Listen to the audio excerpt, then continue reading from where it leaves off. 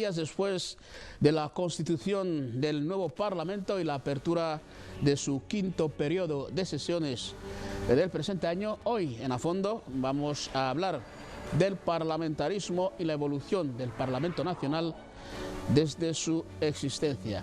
En este debate tan importante contamos con especialistas como el fiscal general adjunto del Estado, Anatolio Zan Gema, profesor de Derecho Constitucional, y los politólogos Santiago Edu Asama, Matusalén Oburu Ondo e Ivonne Bacali. Bueno, este y otros temas más esta mañana aquí en A Fondo. Empezamos. Días después de la constitución del nuevo Parlamento y la apertura de su quinto periodo de sesiones del presente año, hoy en A Fondo vamos a hablar del parlamentarismo y la evolución del Parlamento Nacional desde su existencia.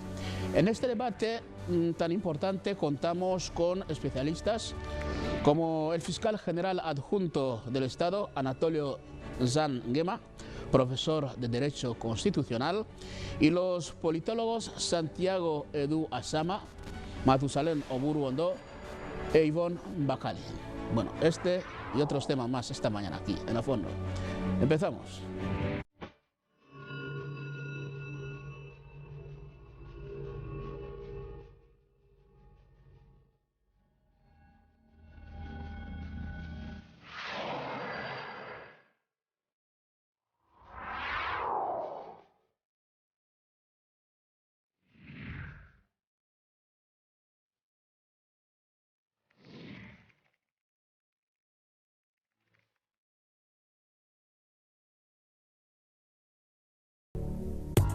Getesa patrocina el programa A Fondo. Getesa, siempre contigo.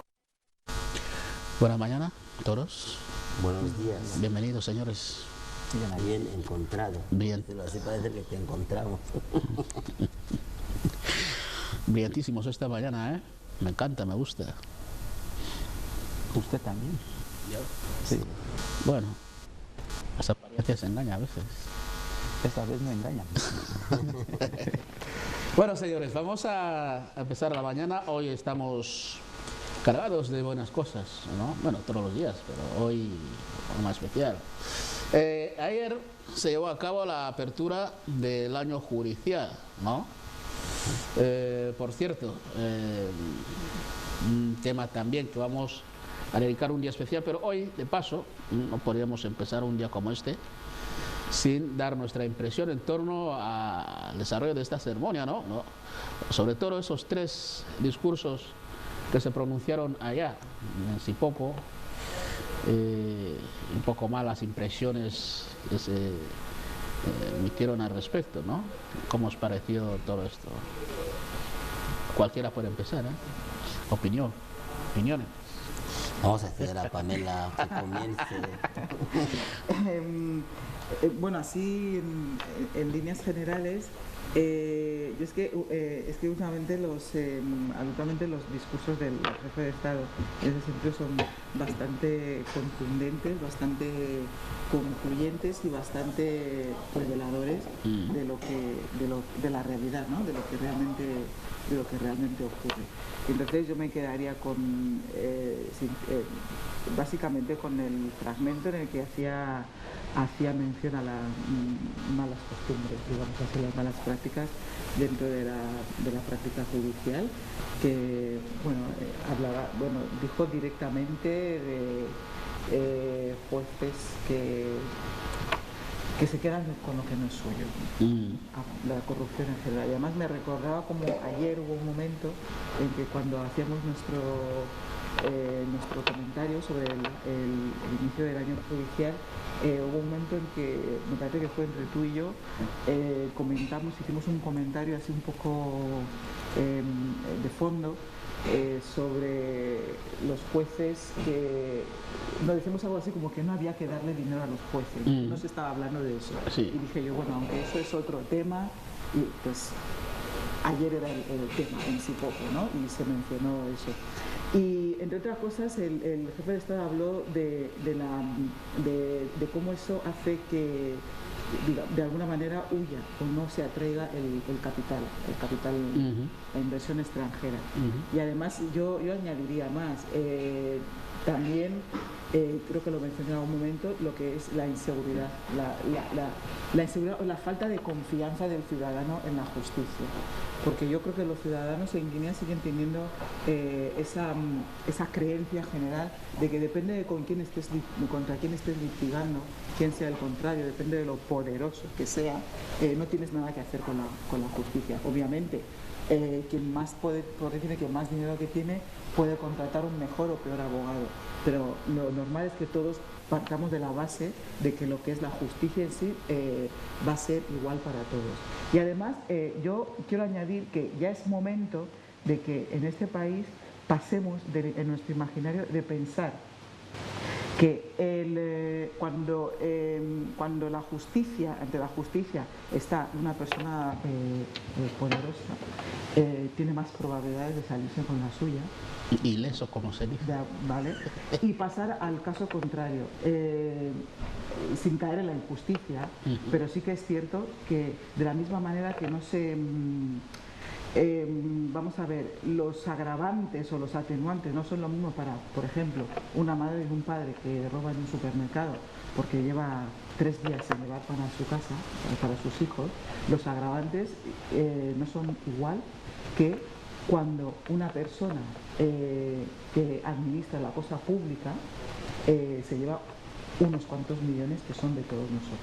Entonces, tenemos que empezar a pensar al revés, de que precisamente cuando uno tiene ciertas responsabilidades, que además de ser mayor ejemplo a la hora de cumplir con las normas, la justicia debe caer más contundentemente sobre él. Pero no solamente que se practique así, sino que los ciudadanos tienen que empezar a verlo así. Porque a lo mejor somos nosotros mismos los que dejamos precisamente de acudir a la justicia por la falta de confianza y porque pensamos que ante la otra parte nosotros somos inferiores y tenemos la de perder. La práctica debe ir haciendo que vayamos dándole la vuelta a esa situación cada vez más. Hay que pensar en cualquier caso qué percepción tiene un ciudadano de aquel que está investido de imperator, de juez. ¿Qué percepción concibe de él? Desde la cercanía o la distancia en la que uno mismo se ha dejado mojar para ser vulnerable, o sea, para ser incluso vulgar, por decirlo así. Y me refiero a la percepción de que un ciudadano, la respuesta a la que tiene ante un juez, seguramente que a un ciudadano le gustaría un juez libre, investido, pero él mismo desde esta responsabilidad le gustaría ver a un juez que esté en los juzgados, básicamente, y que evidentemente no se mezcla con otras actividades. Tú no puedes querer tener esta independencia si luego recurres en incompatibilidad. O sea, tú no puedes ser abogado y juez al mismo tiempo. Eres asesor jurídico de una empresa o de un banco, pero al mismo tiempo quieres que los ciudadanos vean en ti un juez. Eres empresario. Sí, ahí estuvo el subliminal también, como se dicho antes, Sergio, al salir de la ceremonia, cuando dijo que precisamente lo que estás diciendo tú. Bueno, tampoco agotéis la cosa, que ya lo trataremos con más. No pasa nada, simplemente era solo pasar por encima, ¿no? Pero es que es como un momento. Hay que decirlo, porque fue bastante críptico en ese sentido, ¿no? Sí. No tendremos una justicia, digamos, buena justicia, hasta que no, como estaba diciendo Juanjo, me parece que dijo que hasta que no dejemos de tener jueces abogados, ministros jueces y empresarios jueces, o bueno, algo así. Es como un totum revolutum de incompatibilidades que... Es que es una cosa situación muy sensible, ¿no? Hoy estamos latinos, ¿eh? La justicia es muy sensible. Y realmente para que tú puedas preservar esas cuestiones que te hacen serio, responsable en tu función, es importante que, yo lo decía ayer y por eso decía antes, que lo que me alegra en todo esto es que de lo que comentamos ayer quedó bien claro y plasmado cuando el jefe de Estado dio su discurso expresando claramente qué debe ser un juez. Y nosotros anteriormente ayer ya habíamos explicado, pero Luego, la confusión general que se puede tener en concepción de abogado, juez, fiscal, sigue pareciendo, como si no se está claramente determinando cuáles son las funciones de uno u otro. Incluso para que eso pueda funcionar bien y tal, yo creo que es importante que uno mismo haga acopio de su propia responsabilidad. ¿Realmente qué soy? ¿Qué estoy llamado a hacer? ¿Qué es lo que me toca?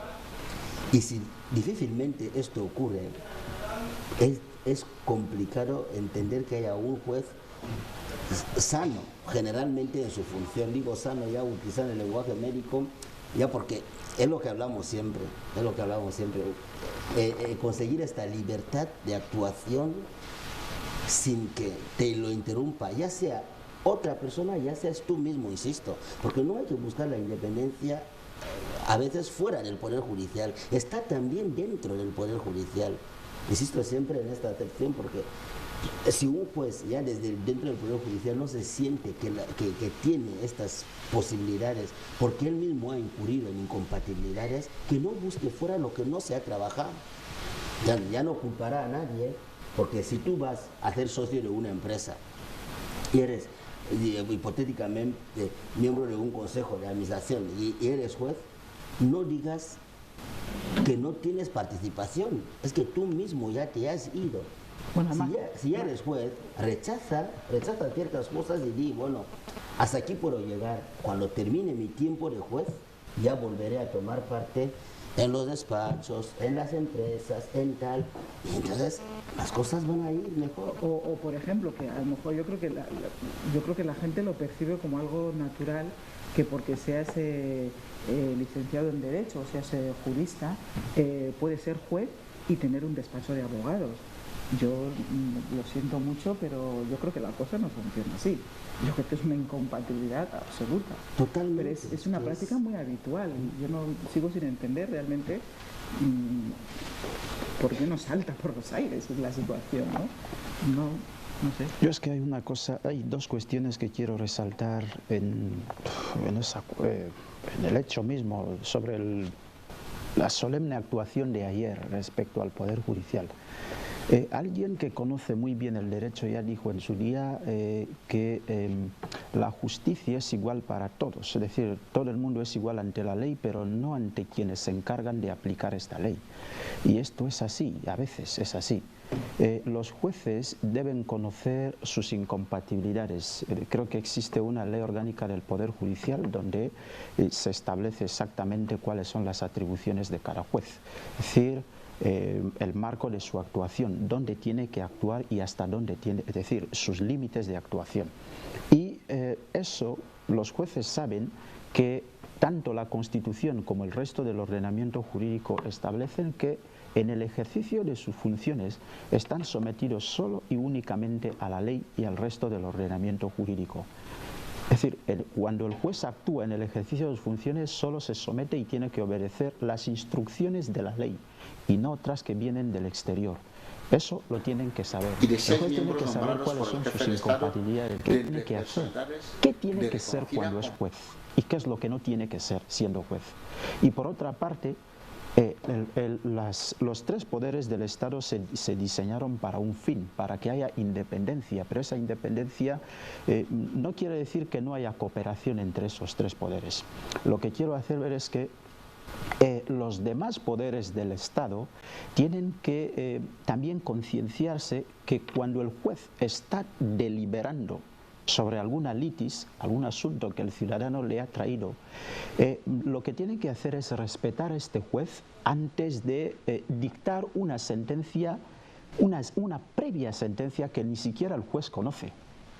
Por tanto, cuando el juez está deliberando es autónomo, es soberano y tiene que tomar la decisión que crea conveniente en el marco que le establece la ley. Lo que quiere decir que no hay dos poderes judiciales en un Estado. Hay un solo poder judicial que tiene las funciones de juzgar y hacer ejecutar lo que ha juzgado. Yo he juzgado a este señor que tiene que devolver la gallina a su vecino. Esto es lo que he dictado. pues a indemnizar, esto es lo que he juzgado y voy a hacer que este ciudadano haga lo que he decidido en la sentencia. Por tanto, lo que tiene que hacer en este momento, a veces los jueces se encuentran que no tienen medios para hacer que su sentencia se cumpla. ¿Y quién tiene que garantizar los instrumentos para hacer eficaces las ejecuciones de la sentencia de los jueces? El juez no puede ir con machete para obligar a Gonzalo que cumpla lo que dice la sentencia. El juez no lo puede hacer. El juez solo puede hacerlo si el Estado le dispone de instrumentos para que sus sentencias sean eficaces. Esto se respeta. Es decir, las sentencias de los jueces son leyes, hay que obedecerlas. Queriendo o no, hay que obedecerlas porque este es el principio del Estado de Derecho. El pleno respeto a las resoluciones judiciales. Hombre, podemos culpar en este momento a los jueces, es verdad que tienen la mayoría de las culpas, pero también hay que mirar otros poderes del Estado que a veces invaden las competencias de los jueces. Invaden estas competencias y no tienen en cuenta que cada poder del Estado, la ley le habilita cuáles son las facultades. Dentro de la Constitución, nuestra norma constitucional, que es la norma importante del Estado, tiene lo que se llama, el contenido de la Constitución es esa. La Constitución faculta a los poderes públicos para actuar, pero también les limita al situar cada poder del Estado dentro de su estricta esfera funcional. En otras palabras, que la Constitución... Dicho de otra forma. Sí, la Constitución señala cuáles son las atribuciones de cada poder del Estado y hasta dónde se limita este poder, hasta dónde se limitan estas competencias. Ahora, cuando un poder ya no conoce o no quiere conocer dónde limita sus facultades, se habla ya en ese momento de invasión competencial. Y esto es lo que muchas veces ocurre, que uno de los poderes no conoce ni siquiera dónde llega su competencia y tiene que invadir en las competencias de otro. Bueno, tampoco, ya os iba diciendo, era más preliminar, ¿no? Estamos, como se dice, calentando los motores para los próximos 2 días, ¿no? Vale, pero no nos provoques. Bien. En todo caso, fue un día muy importante. Tendrá su momento aquí en Afondo, realmente de paso, ver a los que nos siguen, recordarles que eso ocurrió ayer, que fue un día muy interesante para el sector de la justicia de nuestro país. Bueno, vamos a hablar de un aspecto que justamente está dentro de esto, del respeto de las normativas. El Ministerio de Turismo hace poco hizo público una orden ministerial en la que, intenta regular un poco aquello de los funcionamientos de los bares. Entre otras cosas, ha dicho que los bares deben cerrar a las 10 de la noche. 10 de la noche. Hasta ahora, nuestros compañeros de los informativos nos han ayudado a saber que hasta ahora hay bares que no respetan la normativa, ¿no? Pensamos que las normativas se establecen para respetarlas, porque previo a su establecimiento se hace estudios previos para, de tomar la decisión de decir esto se debe hacer así y no así. Bueno, hasta ahora hay bares que sobrepasan esa hora. Nosotros queremos hablar un poco sobre el tema y sobre todo interesante saber que es bueno respetar las normativas. Señores, los bares siguen a muchos hasta las 12, la 1 de la mañana, ¿no? Una cosa, Virgilio, antes de hablar de que el bar cierra a las 10 de la noche, ¿realmente qué establecimiento público de poder tomar algo entre compañeros, entre amigos o tal, fuera de las 10 está permitido abrirse? Entonces, quiero saber. No lo sé. Es que a mí me parece, hay que cumplir, pero de verdad, a las 10, las 10 parece medianoche. Es que yo creo que Juanjo y yo llevamos demasiado tiempo trabajando juntos. No, es que no. Yo es que lo que iba a decir, que antes de entrar a analizar, que no sé, obviamente si es una norma, hay que cumplirla. Hay que cumplirla. Pero lo primero que tenemos que preguntarnos es el por qué. a las 10. A las 10. Quiero decir, y si es así, vamos a ver, o sea, realmente me importa a mí que se cierren los bares. A las 10 empieza la noche. A las 10, claro, los bares así en general. En general. Todos los establecimientos. ¿Quiénes están permitidos entonces? ¿Los hoteles? No, pero sí, la cocina de los hoteles cierra a las 10:30. Este es otro problema. Es que puedes pasar Bueno, pero los hambre. hoteles tienen barra, no tienen bar. Aparte del restaurante, tienen servicio de bar. Pueden dar servicio de bar aunque las cocinas estén cerradas. Pero las 10... Bueno, Bien. La cuestión aquí está es que de una u otra forma acostumbrémonos a respetar las normas que se establecen. sí. Pues hay que verdad. cumplir. Porque bueno, se establecen por algún que otro motivo. Se establecen por... Yo pienso que ante todo está también un poco las cuestiones de protección de la ciudadanía, la seguridad un poco de los, justamente de los ciudadanos a ciertas horas de la noche y otras cuestiones más. Pero claro, ahí entramos en una consideración, pero ¿a qué ciudadanos estás protegiendo? ¿A los que quieren ir a tomarse algo a las 11 de la noche? Quiero decir, es decisión tuya decidir por su seguridad.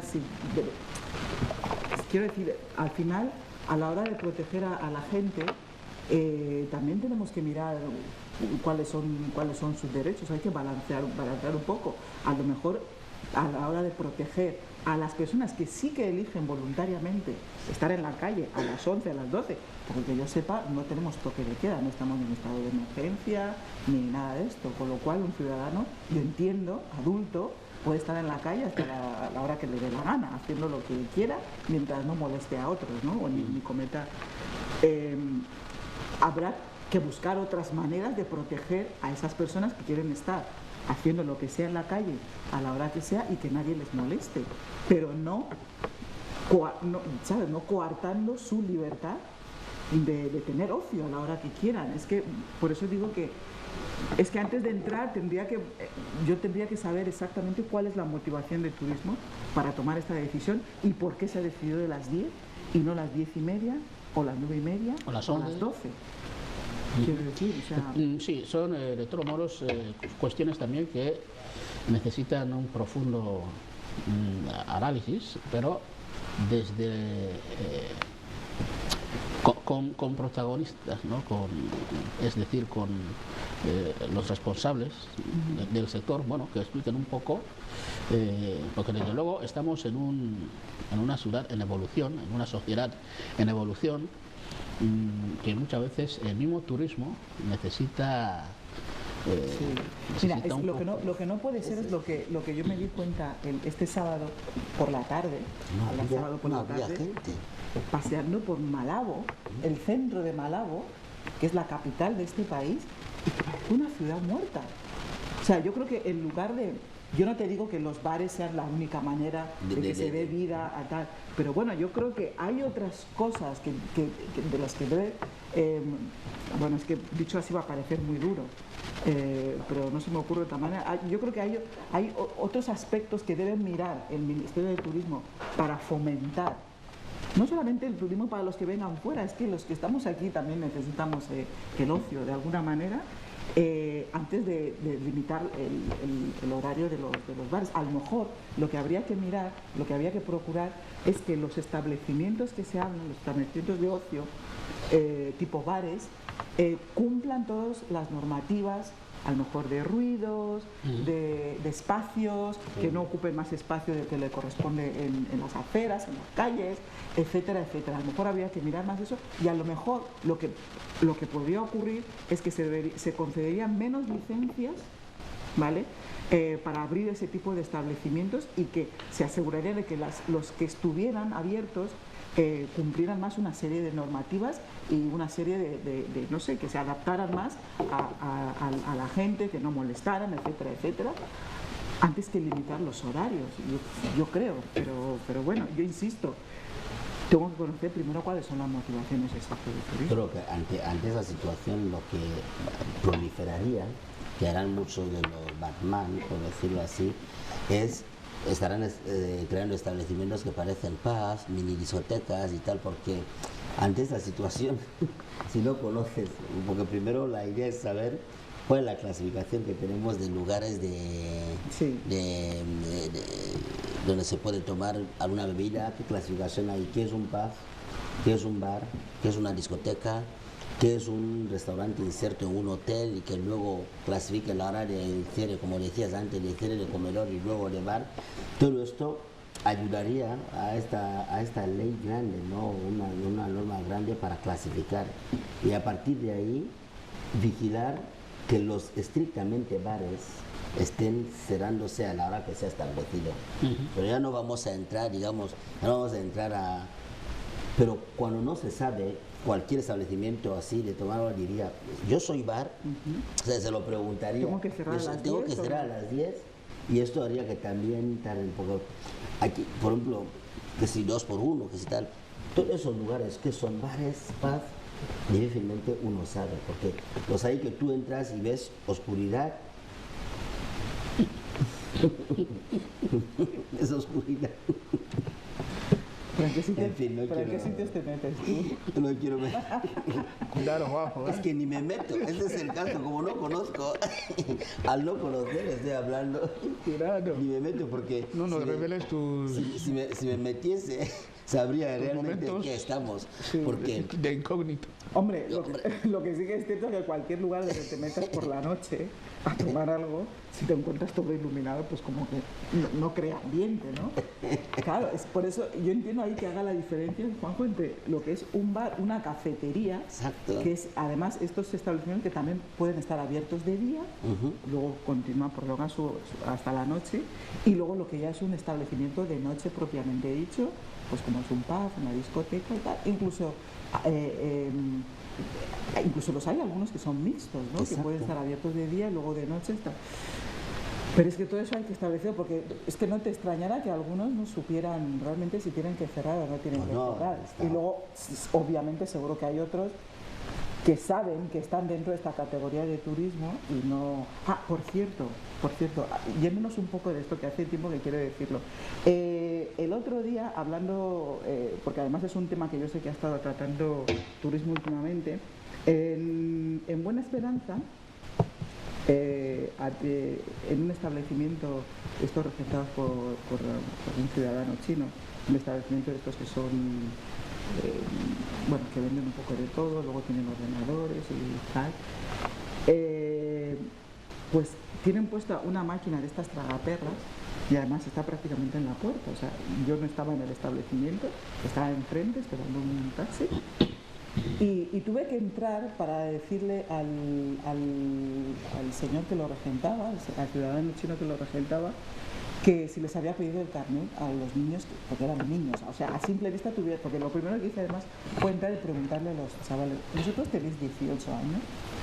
Y de los 4 o 5 que había, hubo uno que dijo, yo tengo 19, pero justo no es el que estaba jugando. Él estaba de pie con una lata en la mano bebiéndose algo. Y el resto jugando, pues niños de 13, 14, 15 años. Y ya me dirigí, porque obviamente la responsabilidad ahí no es tanto de los menores, sino del que les está permitiendo. Y tuve que dirigirme a él. Pero es que esto es que está en la puerta, o sea, cualquiera que vaya ahí tiene que verlo. Pero la sensación que te da es que este ciudadano, digo, ¿les has pedido el carnet a estos chavales que están jugando a la máquina de tragaperras? ¿Te has asegurado de que tienen 18 años? Y me dijo no, sin levantar la vista y sin mirarme, por supuesto. Porque se la refancinaba un poco lo que yo le estaba diciendo, sinceramente. Hombre. Yo era esa loca que ha entrado aquí a hacerme preguntas raras. Pero yo insistí, digo, pues que sepas que tienes que pedir el carnet porque es ilegal. En este país, ahora es ilegal que permitas a estos niños jugar aquí a la máquina de tragaperras, porque no están hechas para niños. Y digo, sí, muy bien, sí, déjame. Pero es que es descarado, es que la máquina está en la puerta prácticamente. no, yo ya sé a dónde te refieres. ¿Qué es? Bueno, por eso se dice que las normativas están hechas para hacerlas cumplir y cumplirlas, ¿no? Es eso. Hombre, si a las 10 hay que cerrar los bares, pues bares, cerrar a las 10. Eso es lo que dice la normativa, porque al fin tenemos que tener esta cultura de cumplir, pero no deja de ser que, como estamos diciendo, se puede, vamos a ver, si queremos fomentar, si queremos que el turismo sea una realidad, tenemos que tener ciudades vivas. Y realmente, ¿qué atrae a la gente en momentos? Lo que atrae a la gente es ir con amigos, con familiares. Y te apetece a lo mejor no tomar algo en tu casa. Lo tienes, pero te apetece ir en un chiringuito, te sientas con tus amigos, te quedas. Y básicamente mucha gente tarda a 10, 10 y media, 11, quiere salir de ahí un poco cansado, va, se echa una ducha y duerme. Entonces, cuando en una tarde tú ves que en una ciudad no hay gente andando, haciendo lugares, a veces tienes que plantearte si tu forma de entender el turismo es posible. Me refiero a la concepción general. Lo que está claro, vamos a ver, lo que está claro es que no todo el mundo que venga a nuestro país quiere irse a lugares de lujo, a hoteles de lujo, a tomarse a la cafetería de un hotel de 5 estrellas a tomarse una copa. No, hay gente que también querrá mezclarse con los ciudadanos y sobre todo que el que llega a un país y a una ciudad va a los sitios donde van sus locales. Sus locales son los que le dicen qué hacer, a dónde ir y dónde divertirse. Eso es así. Entonces los primeros que tenemos que aprender a darle vida a nuestras ciudades, porque somos los primeros que nos divertimos y sabemos a dónde somos nosotros. Y entonces esto hay que y esto se consigue primero, como he dicho, prolongando los horarios, no prolongando, sino teniendo los horarios normales de cualquier lugar, porque realmente lo que nos hace sentirnos seguros no es que haya más o menos gente borracha o molestando en los bares, sino que haya más seguridad en las calles, al final. Eso es lo que hay que fomentar. Y luego que los lugares sean como tienen que ser. Entonces, en lugar de tener que cerrarlos todos, insisto, en lugar de tener que cerrarlos todos a las 10, procura que los que existan sean lugares que realmente merezca la pena que estén abiertos hasta las 12 y que porque cumplen todas las normativas que establecen las licencias, ¿sabes? Yo creo que ya puestos a cerrar, no cerremos a las 10, cerremos los que no cumplen los requisitos y dejemos abiertos por horario prolongado a los que sí que están bien y que cumplen los requisitos. Bien, señores, buena reflexión. Buena reflexión en torno a esto.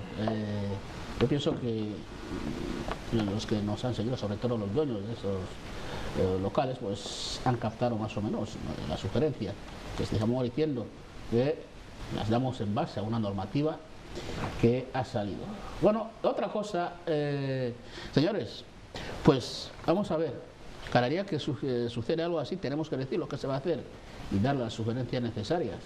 Pero esta vez ha sido un poquito más peligroso, porque no se trata, no han dejado al bebé en un lugar para que la gente lo pueda ver y que hagan lo que quieran con ese bebé, sino intentaba matarlo, además de una forma muy rara, meterlo en el agujero del váter, ¿no? Bueno, eso es lo que se ha contado. Y eso ha ocurrido en Añizo, precisamente, en Añizo. La testigo, y así creo que es la dueña de la vivienda en la que ha ocurrido esto, ha contado un poco lo que ha pasado. Vamos a escuchar.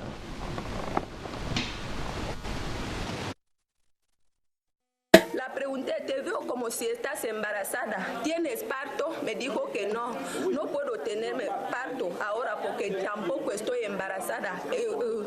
Llevo algo aquí que me lo pusieron en mi país para prevenir los embarazos. No puedo estar embarazada ahora. Escuché solamente grito de lloro de un niño dentro del váter. Pero ¿qué es lo que está pasando? Al llegar ahí encontré que el niño ya está en el váter. Fíjense, pues es esto, ¿no? La señora, primero que ocultaba que estaba embarazada y después quiso deshacerse de la niña, después de hacer de esa forma. De que es grave. Yo ahora no puedo permitirme estar Yo ahora no puedo permitirme tener hijos, pero una manera No, de... no dijo permitirse. Yo no puedo permitirme No, tener dijo embarazo. que era imposible que estuviera embarazada porque tenía como una especie de anticonceptivo Exacto. inyectado, ¿no? Él- Y no es que no se lo pudiera permitir, sino que ella decía que, digamos que físicamente era imposible. Era que imposible estuviera porque se fió de la inyección. Sí, bueno, al menos eso decía. Yo creo que mentía directamente. Yo no, mira, Virgilio, hay una cosa. El preservativo, entre otras cosas, porque también puede ser que nos estamos yendo lejos cuando ya ha sucedido, pero tal vez podemos empezar desde la raíz. La gente se pactan sus relaciones y cuando tú quieres evitar y a lo mejor no tienes mucho dinero para poder hacer esas inyecciones o colocarte un anillo, no sé cuánto, esas prácticas que la gente hace, pues adopta la cultura del preservativo. El preservativo te puede ayudar, aparte de del contagio de infecciones y tal, pero puede ayudar a que cuando tú ya quieres tener un hijo con tu pareja, con la persona con quien vives, lo tengáis después de haberos desembarazado del preservativo, de tal manera que salvo en la pareja haya una persona, digamos, rara, que cuando ya quita y rompe el preservativo, entonces se concibe embarazo, ahí sí. Pero si se adopta el preservativo como un método de prevención general, esto puede ayudar. Yo entiendo que haya gente que dice que el preservativo no es placer. Yo lo entiendo perfectamente, cada uno puede pensar lo que en ese sentido lo que cree. Pero yo creo que para evitar tipo de situaciones de estas, que yo no creía que ahora puedo quedarme embarazada, yo no creía que tal, mejor habla con tu pareja y llegar a un acuerdo para que sea normal. Porque si cada vez ocurren esas cosas, estaremos cometiendo ciertos crímenes que se pueden evitar. Sinceramente, un niño ya, digamos, nacido, ¿qué más te da? Dale. Ayer insistíamos, y por cierto, yo he hecho seguimiento en nuestra Guinea, ¿no? Sí, Se llama el y en programa el de la tarde, informativo en también, el ¿no? informativo, sobre cómo se ha desarrollado el caso de la pequeña Milagrosa. Y es que te das cuenta que la población empieza a tener conciencia de la importancia que es realmente el hecho de traer hijos al mundo o no, que siempre nos has hablado en ese sentido, Pamela, que es una responsabilidad, no es un decir o un hacer sin más. Entonces, cuando se cometen este tipo de crímenes, de una mujer que quiere meter a un niño en el agujero de un váter, es que es demasiado fuerte. Muy fuerte. Es muy fuerte, mucho más fuerte. Muy fuerte, sigue. Ajá. Mucho más fuerte que lo de ayer, mucho más fuerte que la noticia de ayer. Al menos ayer se pudo ver a la niña Milagrosa ya ha recibido atenciones, incluso la pareja que evidentemente seguía y le cogió, sigue pidiendo que se lo den, o sea, sigue, a pesar de que tienen 5 hijos, tienen 5 hijos, pero la pareja insiste que que quieren ser los primeros en coger a la pequeña. Así que esa mujer que ayer pudo ver cómo se está tratando esto, que no se equivoquen más gente, el que no puede tener un bebé, no decimos que los traigan para darlos a otros. El que no puede tener un bebé porque no le viene bien, que vaya a asuntos sociales, donde esté la delegación. En Añís hay una delegación de asuntos sociales, en todos los distritos y provincias hay, que vaya y le dirán qué debe hacer. Habrá ahí también un centro que se encargue como uno de recogida, como un orfanato y tal, y le dirán cómo proceder para que muchas de las parejas en Guinea que incluso quieren concebir y no tienen la suerte de hacerlo, a lo mejor tengan a esos hijos que muchos quieren desperdiciar. Porque un hijo en vida y traído es un bien para toda la sociedad.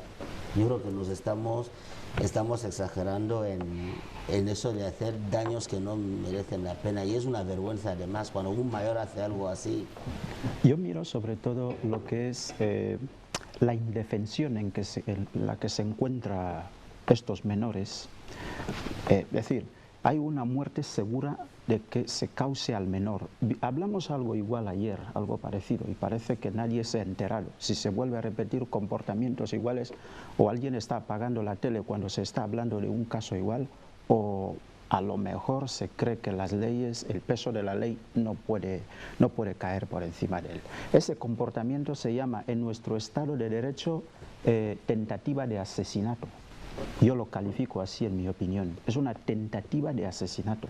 El querer introducir a un indefenso como un menor así en la letrina y que se pudra ahí toda la vida e incluso pasar desapercibido, que no va a pasar nada, de verdad que es una tentativa de asesinato. No se va a poner toda la vida, ¿no? Y de verdad, estas conductas solo se van a proliferar cuando no hay reacción por parte de la ley, cuando la ley no activa su método coactivo, es decir, sancionador, de darse cuenta que lo que estás haciendo está en contra de lo que yo preveo. Por tanto, para que este comportamiento no siga dándose, pues hay que sancionar a las personas que cometen tales conductas. Tanto el Estado, yo creo que es consciente de este tipo de comportamientos y yo creo que tiene instrumentos suficientes para evitar que comportamientos así no puedan volver a perpetrarse. Yo, pues, a riesgo de parecer siempre la nota discordante, yo tengo que insistir en que obviamente hay que reaccionar, hay que castigar, porque como ha dicho él, esto está tipificado, tiene un castigo. Pero yo creo que hay determinados tipos de crímenes, y este es uno de ellos, en los que muy pocas veces se producen por el crimen. ¿Qué quiero decir? No estamos hablando de personas, de un asesino en serie, o una persona que quiera matar por matar. Yo sigo insistiendo que para que estas cosas dejen de ocurrir, tenemos que ir a lo previamente. Tenemos que empezar a investigar. En este caso conocemos a la autora, pero en otros casos simplemente se encuentra el bebé y no conocemos quién ha sido, etcétera, etcétera. Bueno, en cualquiera de los casos tenemos que aprender las instituciones necesarias a estudiar la casuística, es decir, quién hace esto habitualmente, por qué lo hace. No quiere decir que esté justificando y que le exima del delito que haya cometido, pero es importante, por el bien del menor. Sí. Yo sé que el castigo del adulto que realiza eso tiene que estar ahí, pero al final, si realmente lo que nos interesa son los menores implicados en esto, es importante, porque esto no son crímenes, no es un desfalco económico, no es un asesino en serie, no es un violador. Normalmente son cosas que ocurren porque hay... No sé si os habéis dado cuenta que en el testimonio de la señora que ha hablado, ha dicho, yo le pregunté a la señora si estaba embarazada y me dijo que no era posible porque en su país le habían puesto una inyección. Aunque os parezca mentira, es un perfil de personas que pueden cometer este tipo de... Sí. Juanjo ha hablado antes de consensuar con su pareja. No sabemos si tiene pareja. No sabemos si una mujer extranjera en un país extranjero, cuál es la vida que lleva. No sabemos si tiene una pareja fija o no la tiene. A lo mejor sí, pero no sabemos son todas las circunstancias que se dan detrás de una... Hemos hablado de las niñas, en alguna ocasión, eso puede ser otro perfil, de las niñas que ahora mismo no pueden ir al colegio porque no se pueden quedar, si se quedan embarazadas. También son niñas susceptibles de cometer actos así. Es decir, no solamente que vayan y practiquen una interrupción del embarazo, sino que incluso aprovechando que son muy jóvenes y su fisionomía, puedan seguir con un embarazo hasta el final y nadie se dé cuenta y se lo callen hasta el final y al final buscan una solución como esta. Y que luego... Hay muchos y muchos casos que nosotros tenemos que empezar a estudiar para empezar a atajar este tipo de problemas, si realmente queremos preservar la vida de los menores. Y sobre todo, insisto, no significa que esté justificando que una persona haga esto. No significa que estoy diciendo que una vez que se conoce quién ha sido no merece el castigo que le corresponde por ley. Tampoco. Pero tenemos que empezar a estudiar cuáles son las razones por las que muchas mujeres deciden tomar esta decisión. Porque para una mujer así habitualmente no es fácil deshacerse del fruto de tu vientre, no es tan fácil. Por eso, Pamela, es importante en nuestra sociedad que realmente haya habilidad en lo que es asistencia social, que también haya esta especie de trabajadores, gente de trabajo social, gente de asistencia social que pueda tener más o menos cobertura de llegar a la vecindad y conocer cuáles son las formas más o menos en las que la gente vive, porque si hubiese asistencias sociales velarían también por lo que pasa con los niños. Los niños, si hubiese defensores menores y tal, todo eso, bueno, que lo hay en las estructuras, que no es exactamente llamarlo defensores menores, en general lo hay también en estructuras, pero que se puede hacer mucho más nítido, llegando en los lugares para conocer qué es lo que está ocurriendo. Y es más, los sociólogos, que en nuestro país los tiene bastante, tienen que encargarse de hacer estudios de este tipo a los que aludías. ¿Qué es lo que realmente pasa que una madre llegue a este nivel? ¿Cómo ha sido su vida? ¿Qué circunstancias le rodean? ¿Cómo fue su anterior pareja? A lo mejor qué presión recibe de un hombre, porque todos esos son estudios que se dan, y llegar y conocer encuestas, saber la estadística de más o menos qué población, de qué edad de mujeres estamos hablando, y de hombres que también ayudan al acompañamiento, porque los hombres están, situación socioeconómica, la llevan, llevan, emocional. Exacto. Es que hay un montón de razones que sinceramente teníamos, y a lo mejor es lo que yo insistí ayer. Es verdad que es verdad que la niña de ayer al final acabó en el orfanato, ¿vale? Sí. Pero a lo mejor, vamos a ver, esto no son los mundos de Yupi, esto no es jauja. No significa que si se dan todas las medidas que yo estoy diciendo, no va a haber aún así mujeres desalmadas que acaben haciendo esto. Pero sí que es cierto que yo estoy convencida de que se reduciría. Si antes de llegar al parto y dejar al niño abandonado en un coche, como se hizo ayer, hubiera esa sensación, esas campañas, esa sensibilización. Bueno, no en un buen coche, en un coche cacharro. Sí, da igual, lo ha abandonado. O sea, hubiera previamente esa cultura y esas campañas de mujer. Para prevenir tu embarazo, pues hacer esto. Pero aún así, si te quedas embarazada, no te preocupes, no sufras por el futuro de tu hijo. Puedes venir a tal sitio, seguir estos pasos y estos pasos, que alguien te va a ayudar. O bien, a facilitarte la vida para que tú, que es lo primordial para el bebé, puedas quedarte con tu hijo, o si al final es imposible, para que ese hijo pueda. Pero por favor, no hagas esto. Tiene que haber algo, porque tú decías ayer, bueno, es que no saben que hay sitios, sí.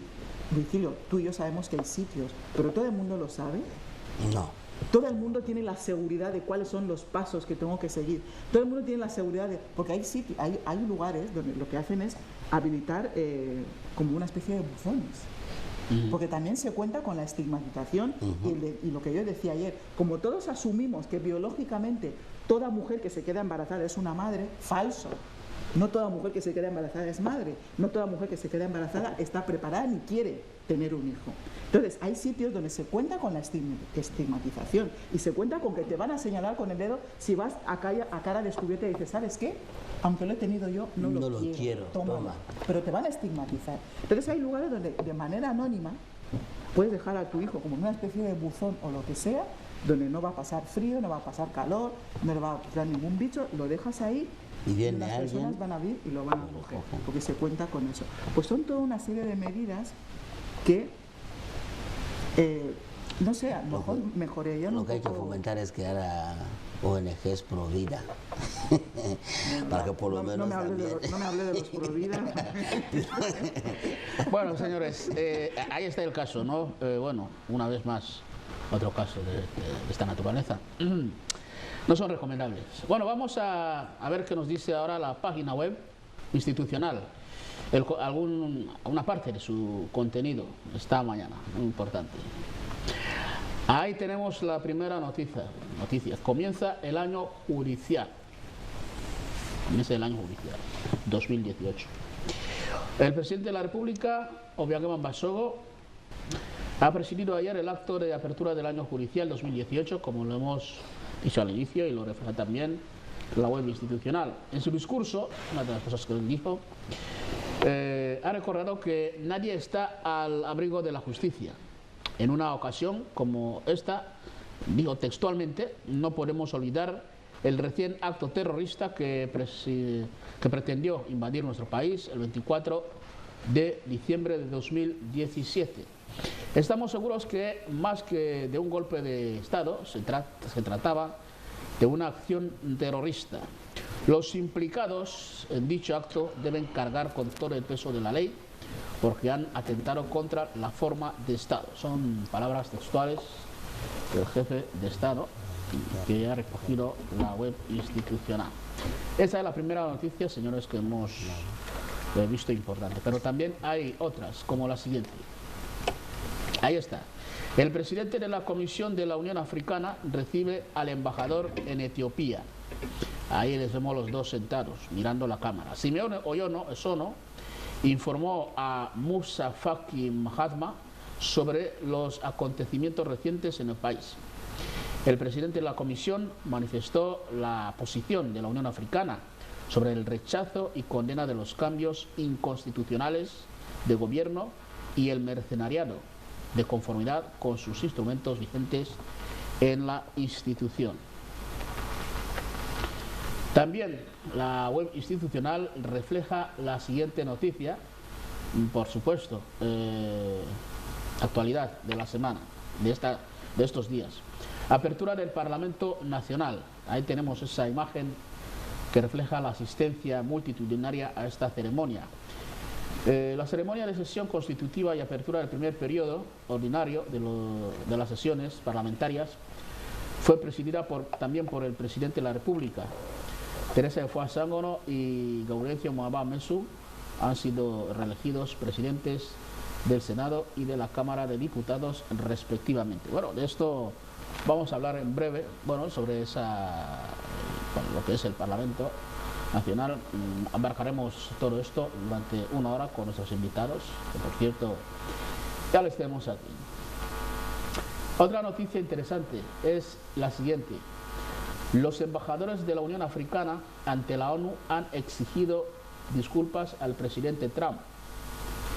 En una reunión convocada de forma urgente en la sede de Naciones Unidas, el conjunto de los embajadores representantes permanentes de la Unión Africana ante este organismo pidieron el 12 de enero al presidente de Estados Unidos que se retracte tras su comentario negativo contra el continente africano, pues según han subrayado, cuenta con gente honesta y una variedad cultural que merece respeto. Bueno, por esto mismo ha dimitido el embajador de Panamá de Estados Unidos al calificar dichas declaraciones de vergonzosas. Y por último tenemos la siguiente. Ahí está. El jefe de Estado centroafricano recibe al ministro delegado de la Seguridad Exterior ecuatoriano. Juan Antonio Vivanchuchuma era portador, en este caso, de un mensaje del presidente Obiang para su homólogo Faustin Archange Touadéra. Por eso se fue ahí y le entregó el mensaje. El contenido no nos lo han dicho, qué dice el mensaje este. Bien, ahí está el contenido, señores, de la página web institucional. Pero ya les decimos que si quieren más información pueden visitarlo. Desde luego, más noticias interesantes. Ahora vamos a recibir a nuestros invitados de esta mañana. Vamos a hablar, el tema de esta mañana es el parlamentarismo y la evolución del Parlamento Nacional desde que existe, hasta hoy en día. O sea, desde su creación hasta hoy en día, desde que Guinea Ecuatorial tiene Parlamento. Primero hacemos un receso de unos 30-35 segundos y regresamos enseguida. Hasta ahora. A veces, cuando buscas algo que realmente te gusta, no quieres que nada estropee ese momento. Déjate llevar y no te preocupes de nada más. Con la seguridad de contar con el respaldo del mayor banco de Guinea Ecuatorial y la tarjeta GIMAC. Siéntete libre para elegir y disfrutar del momento. Una amplia red de cajeros y 3 tipos de tarjetas que se adaptan a todas tus necesidades. Porque cada vez son más los establecimientos que se adhieren al pago con la tarjeta GIMAC en toda la geografía nacional. Y olvídate de pagar en efectivo. Sácale partido a tu tarjeta y descubre su lado más excitante. Tarjeta GIMAC de Bange. Bange, el banco de todos. Buenos días, señores. Buenos días. Aquí estamos con Anatolio Zanguema, profesor de Derecho Constitucional de la Universidad Nacional de Guinea Ecuatorial. Tenemos a su lado a los politólogos Santiago Edu Asama y Matusalem Oburu. Bueno, ¿cómo están? Muy bien. Bien, estamos bien. Bueno, pues señores, vamos a hablar esta mañana, como lo hemos dicho, del parlamentarismo como sistema político e ideología que, defiende que el poder legislativo esté confiado al Parlamento, ante el cual el responsable es el gobierno. Bueno, y también la evolución, como lo hemos dicho, del proceso del Parlamento Nacional. Bueno, hagamos un poco de historia para empezar. Los orígenes del parlamentarismo. Cualquiera puede empezar. Tenemos 1 hora. Y por cierto, antes de que empiecen, vamos a invitar a nuestros seguidores. Señores, van a poner ahora el número de teléfono en la pantalla de todos ustedes. Si quieren hacer preguntas a nuestros invitados conforme irán, ¿no?, desarrollando sus ponencias, ¿no? Tenemos 2 apartados más. Nos quedan 20. Sí, lo sabemos. De modo que hagan sus preguntas desde ahora, bueno, estén atentos y hagan sus preguntas según ellos estarán hablando. Aquí estamos. Bueno, gracias el programa a fondo por la invitación que siempre se dignan para formularme, y estaré siempre predispuesto para ustedes. Decirle que el Parlamento es una institución antigua. Nace como consecuencia de la protección del monarca a sus súbditos. Durante el Estado absoluto en Europa, entonces el monarca deseaba fidelidad de sus súbditos a cambio de su protección, porque existía esta inseguridad, porque durante el absolutismo no existían leyes que podían proteger a los súbditos. De hecho, la única institución que podía proteger a los súbditos a cambio de fidelidad era el Estado absoluto. Muy bien, con el correr de los tiempos y de acuerdo a las barreras que conocemos que hubo, se produjo el ocaso del absolutismo como consecuencia de la Revolución Francesa. Nace el Estado liberal.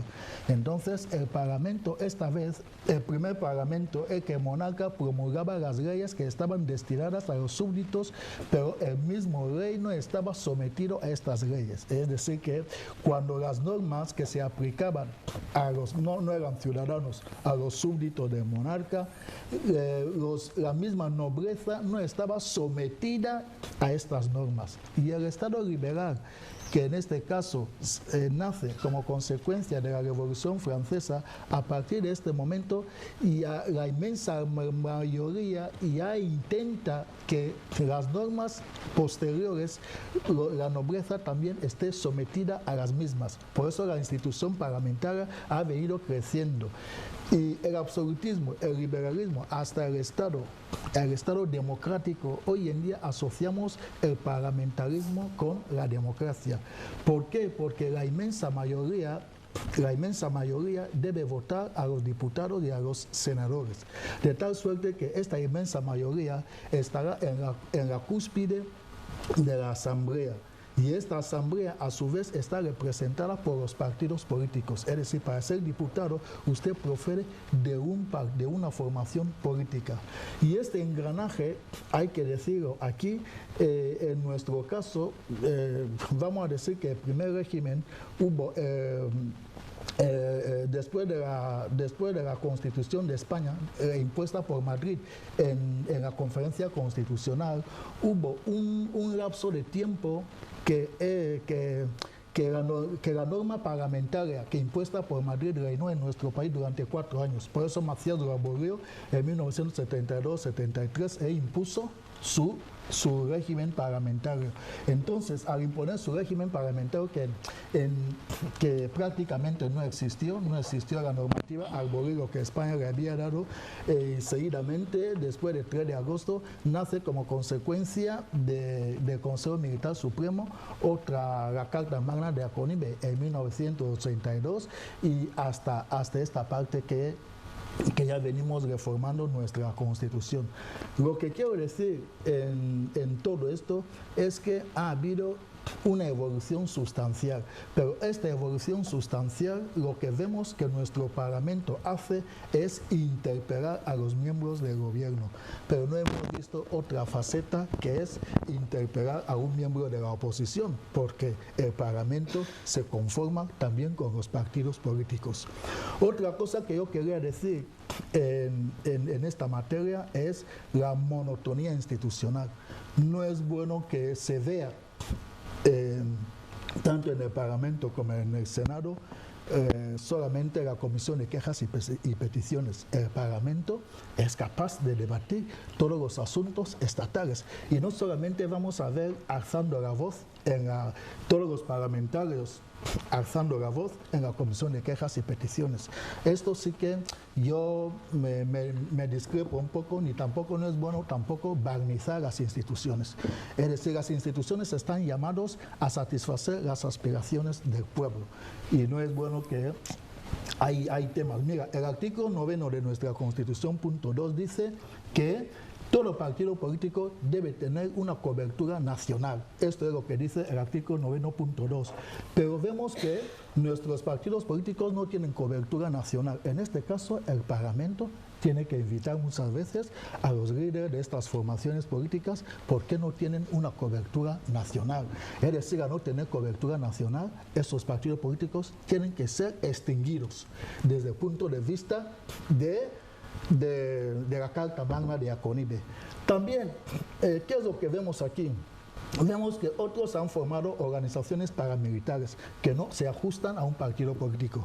El partido político, su fin es gobernar el país mediante métodos democráticos. A partir de la desviación de ese fin, también hay que invitar a ese líder, hay que interpelarle que, señor mío, ¿por qué su fin?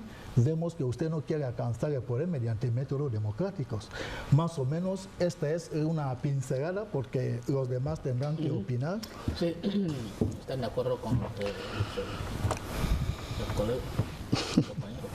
Bueno, no, en principio hay que evitar que estemos de acuerdo con las opiniones de los demás. Hay que respetar las opiniones de los demás. ¿No? Estamos para hacer un debate sobre un tema concreto. De todo lo que ha dicho el compañero, con toda la certeza es así. No con eso pretendo de que yo esté de acuerdo, simplemente que las opiniones hay que respetarlas y son opiniones científicas, ¿no? De todo lo que ha dicho hay que hacer mención el sentido de que estamos hablando del parlamentarismo, que no necesariamente sea lo mismo con el Parlamento, porque como ha dicho el compañero, efectivamente este ha sido el origen del Parlamento hasta nuestros días. Pero el parlamentarismo normalmente como una figura de derecho político y de derecho constitucional reside justamente en identificar que existe, identificar la relación que existe entre el gobierno y el Parlamento. En eso se fundamenta el parlamentarismo. Es decir, los mecanismos de relación que existen entre este órgano constitucionalmente diseñado para legislar, sin que con ello queremos coartar otras funciones que tenga, la relación que tiene este con el Ejecutivo. Entonces, en eso se fundamenta el parlamentarismo. De ahí nacen los sistemas, el sistema parlamentario, el sistema presidencial, los sistemas mixtos, etc. ¿Por qué? No porque se cuestiona la función clásica del Parlamento, sino de establecer cuál es la relación que existe entre ese órgano legislador y el Ejecutivo. Al menos por ahora es lo que puedo añadir a todas las brillantes exposiciones que ha hecho el compañero. Mi modesta opinión se basaría a un análisis evolutivo sobre lo que es el Parlamento nacional. Pero también quiero señalar aquí que el Parlamento, en tanto que institución que tenga mucho que ver con la representación popular, está totalmente ligada a la misma concepción de democracia. Es en este sentido que los orígenes del Parlamento son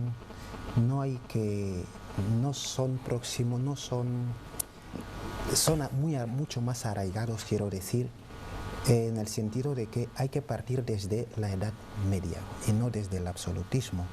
Eso no quiero decir que estoy contrariando al compañero, no. Si partimos desde el absolutismo está bien, ¿no? Con la nacionalización de los reinos, el espíritu nacionalista de los reinos, cuando los monarcas se despiertan y que tienen unos reinos totalmente vulnerables, surge el sentimiento nacionalista, el sentimiento nacional. Pero ya que el término parlamento está totalmente ligado al concepto de democracia, hay que partir desde la Edad Media, es decir, la realidad Grecia, los estados, las ciudades-estados, y después esta misma cultura democrática es la que se traslada a Roma, ¿no? A Roma en tanto que potencia, ¿no? Que ha sido en un momento histórico dado. El término parlamento ha ido creciendo a lo largo y ancho de la historia de la humanidad, es decir, que se ha ido construyendo en tanto que institución, se ha ido construyendo en tanto que sistema político. Yo quiero señalar aquí una cosa que es totalmente importante. El parlamentarismo no termina siendo aquí, como quien dijese, hablar de una evolución del mismo Parlamento. ¿Por qué? Porque el parlamentarismo es como decir sistema parlamentario, es un sistema de gobierno el parlamentarismo. Y cuando hablamos de este concepto, el parlamentarismo no suele tener mucho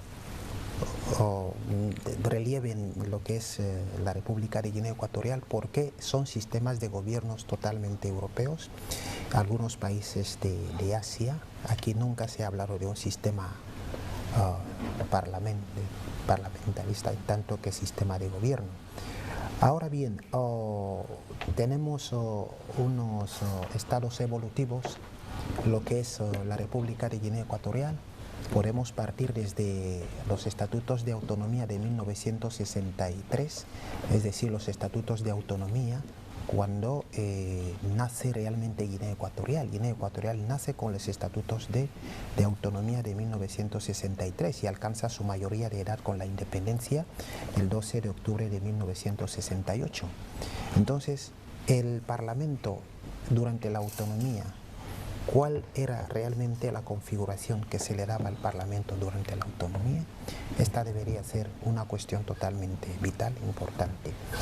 ¿Cuál es el comportamiento del Parlamento durante nuestra primera etapa de independencia? Es decir, de 1968 a 1972, cuando se destruye dramática y drásticamente la Constitución, ¿no?, que hemos heredado gracias a la independencia de la nación.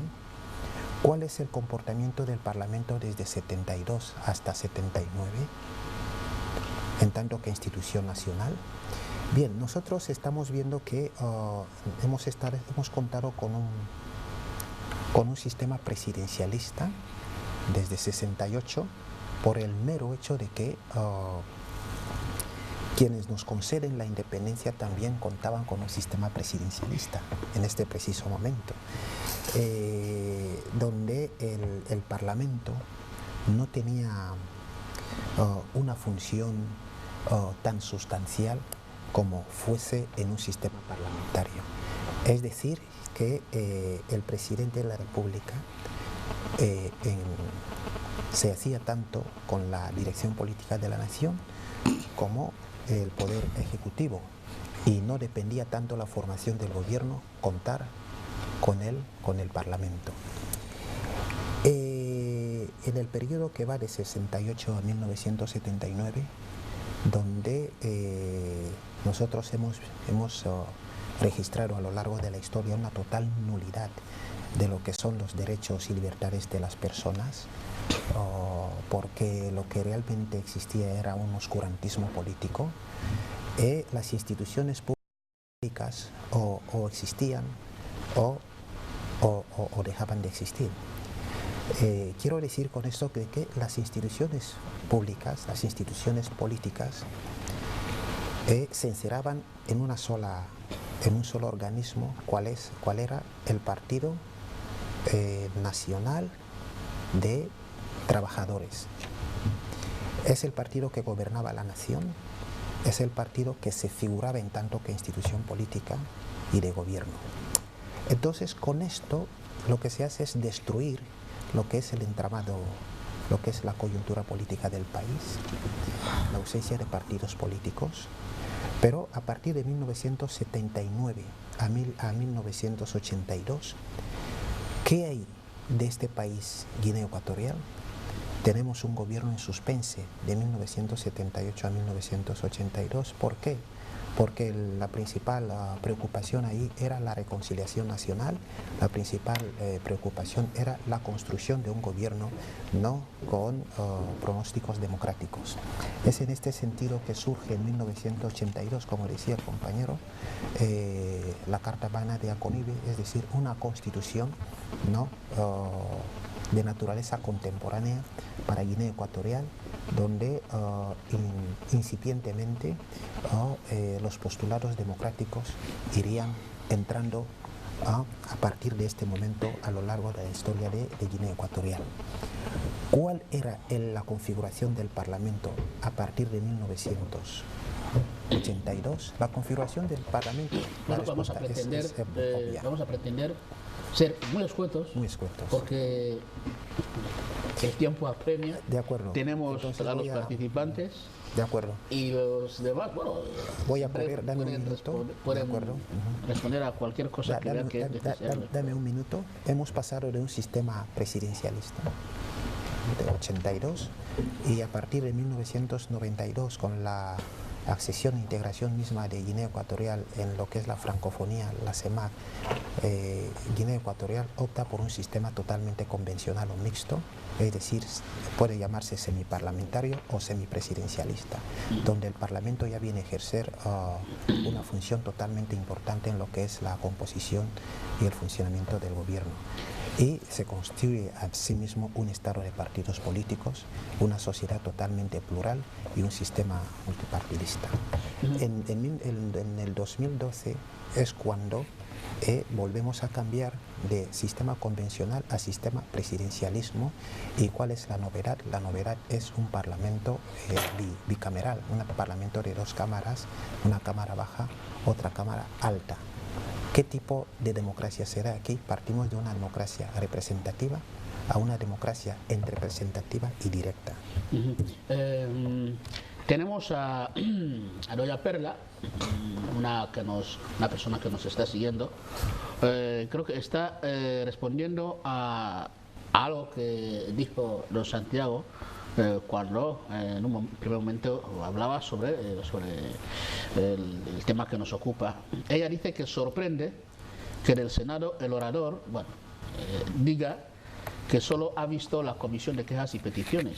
Creo que no es real, porque en el Senado nunca ha visto la comisión, porque en el Senado nunca ha visto la comisión de quejas en el Senado.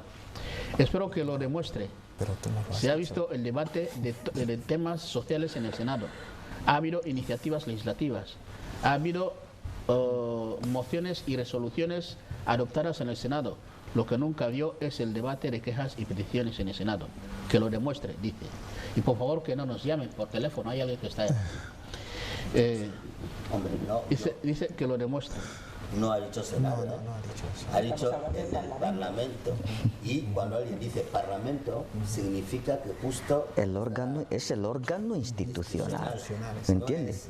No hay que particularizar. No hay que particularizar porque el Senado y la Cámara de Diputados son órganos de una institución. Y esa institución jurídicamente se le conoce con el nombre de Parlamento. Por lo tanto, es normal que alguien al hablar hable de la institución y no de los órganos. Por lo tanto, decirle a la señora que no se ha hablado del Senado, se ha hablado del Parlamento como la institución y no de sus órganos. O sea, todos sabíamos que se estaba refiriendo a la Cámara de Diputados, ¿no? O sea, se entiende así, pero se habla del Parlamento como la institución, porque aquí estamos hablando del parlamentarismo, no estamos hablando de los órganos que forman el Parlamento, estamos hablando tanto de su evolución como de su funcionamiento, así como de su relación con el gobierno. ¿Cómo ha sido esta corriente? ¿Cómo ha sido la corriente? Bueno, está bien. Decir a la señora que ha formulado la pregunta que estamos nosotros los politólogos analizamos las circunstancias sociales de acuerdo a la estricta mayoría. Todos vemos que en nuestro Parlamento la única comisión que sobresale es la de quejas y peticiones.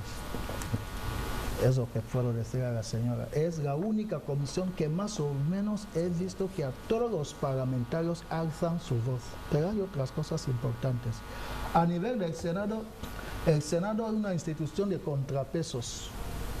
Evita la anarquía y evita la dictadura, que un país no se caiga en la dictadura. Puede promover la guerra, autorizando, o promover la paz. Es una institución equilibrista para armonizar a la ciudadanía, al pueblo. Cuando hablamos de parlamentarismo, es justo, me duele que nuestro Parlamento se centre en cuestiones que yo podría decir judiciales. Me duele bastante. De tal suerte que hay otras que hay otros temas que se pueden debatir en el Parlamento y temas serios. Por ejemplo, el debate en tema de terrenos, que tal persona ha usurpado. Yo no digo que no es importante, se puede debatir tema de terrenos, tema de un coche que se accidentó, es verdad, pero también hay otros debates. Se puede debatir un tema de salario del personal, la vida que pasan los maestros, la vida que pasan los sanitarios, qué se puede hacer con ellos. Vemos que los expatriados que vienen a apoyar nuestro sistema educativo tienen oportunidades, van a sus países, tienen vacaciones, viven en Malabo 2 y tal. ¿Y qué pasa con lo nuestro? Son temas que el Parlamento debe debatir, vamos a decirlo. Un partido político, como he dicho, vamos a ver, yo no estoy en contra del pacto del PDG con sus partidos políticos, pero vamos a hacer bien las cosas. En políticas, ¿cómo se hacen los pactos? Se pacta para ganar al oponente.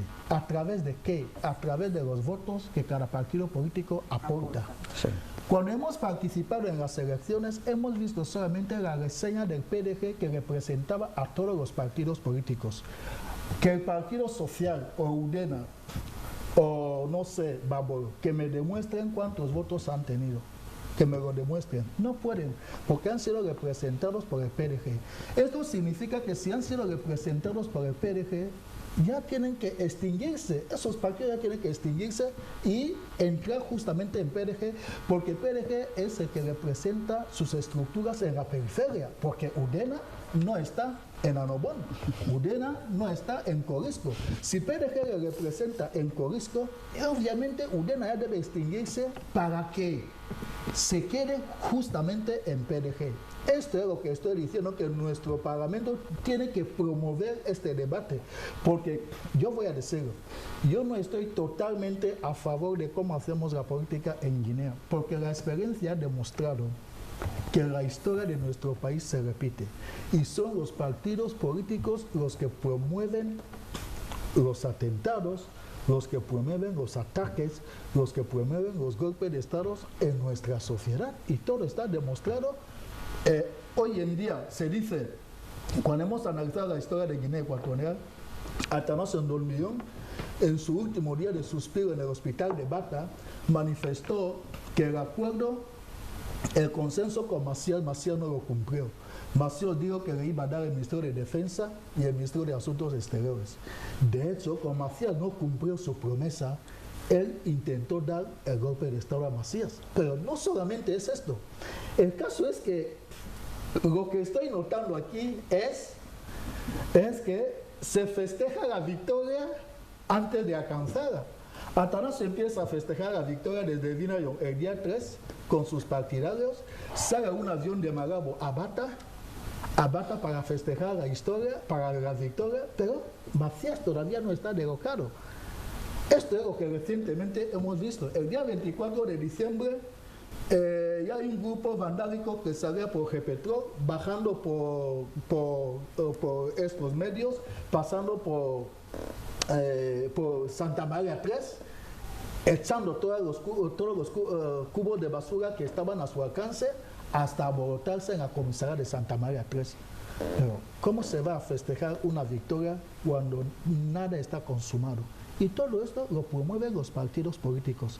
Y entonces esos partidos políticos son los mismos que están en la coalición y son los mismos que están en el Parlamento.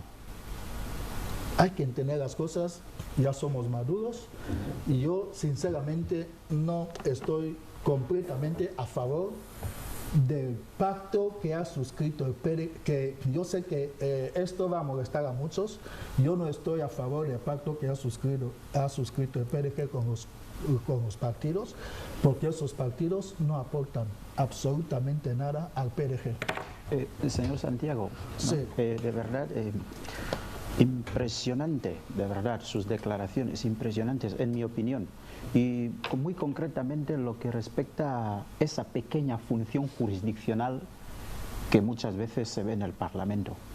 Yo creo que la ley es muy clara cuando lo plasma. El ejercicio de la función jurisdiccional corresponde solo y exclusivamente a jueces y tribunales.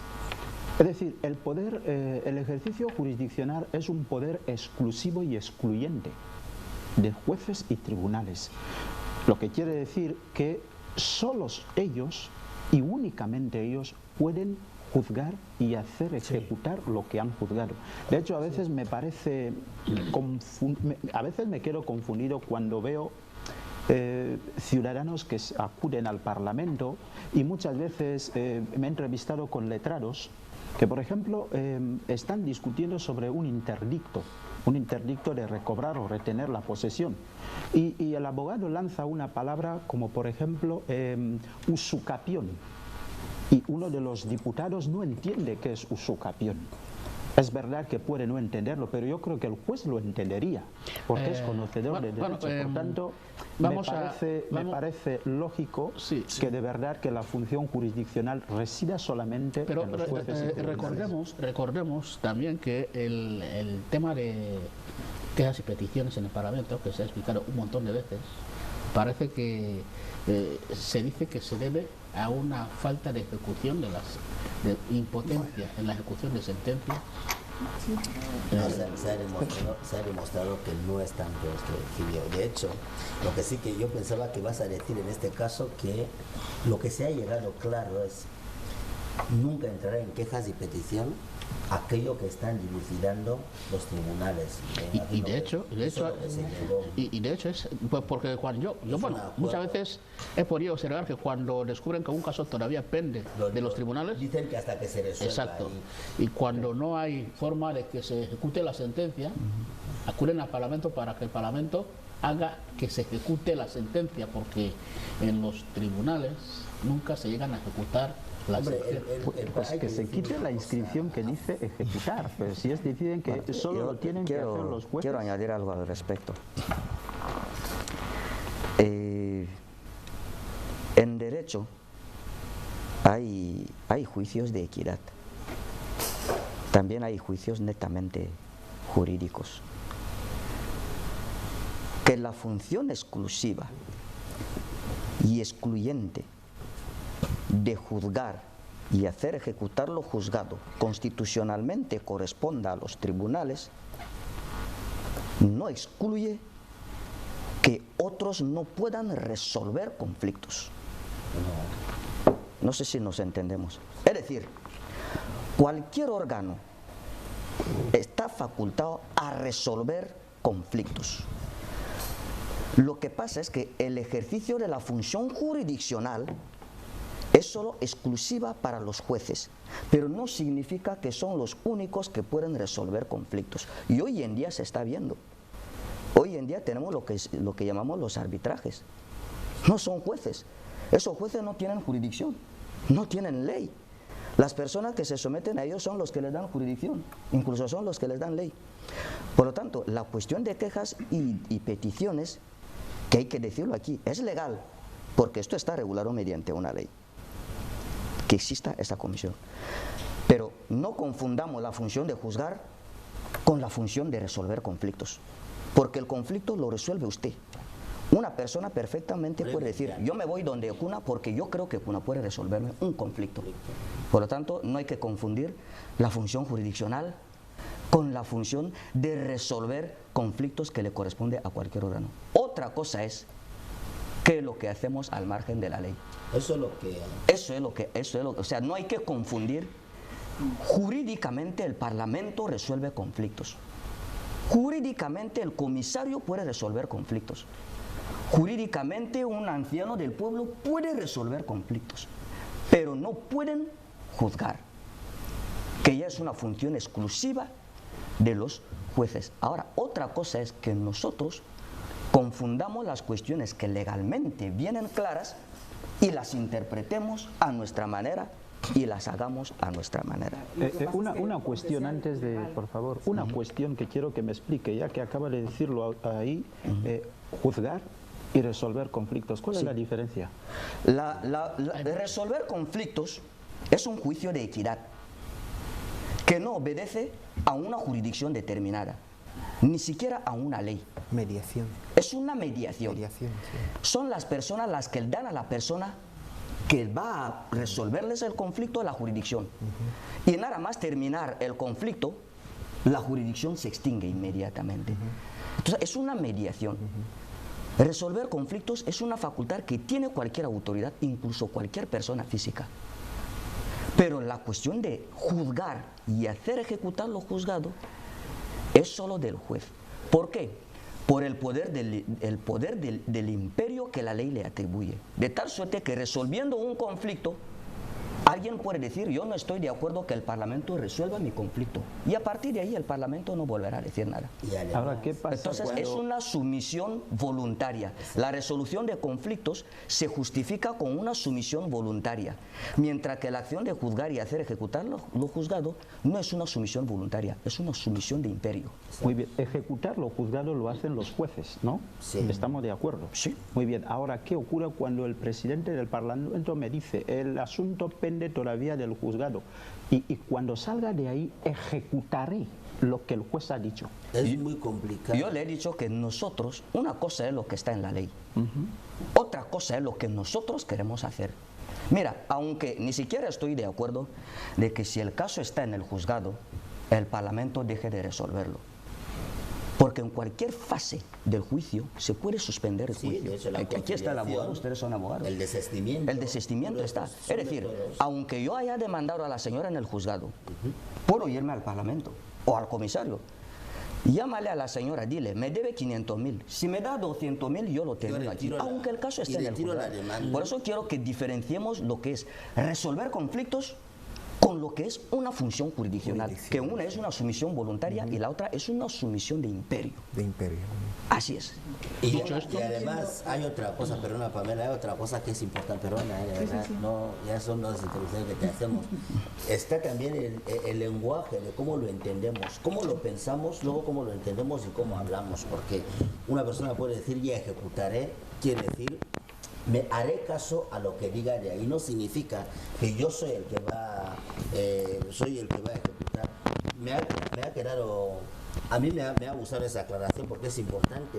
Luego yo quería añadir que en cuanto a y peticiones, que hay una ley, como decía bien Anatolio, pero también hay que ver qué es lo que dice esta ley para que efectivamente sean las cosas que se lleven al Parlamento. Es lo que estoy diciendo, que una cosa es lo que está en la ley, como que no se está obedeciendo realmente el uso que le estamos haciendo de la ley.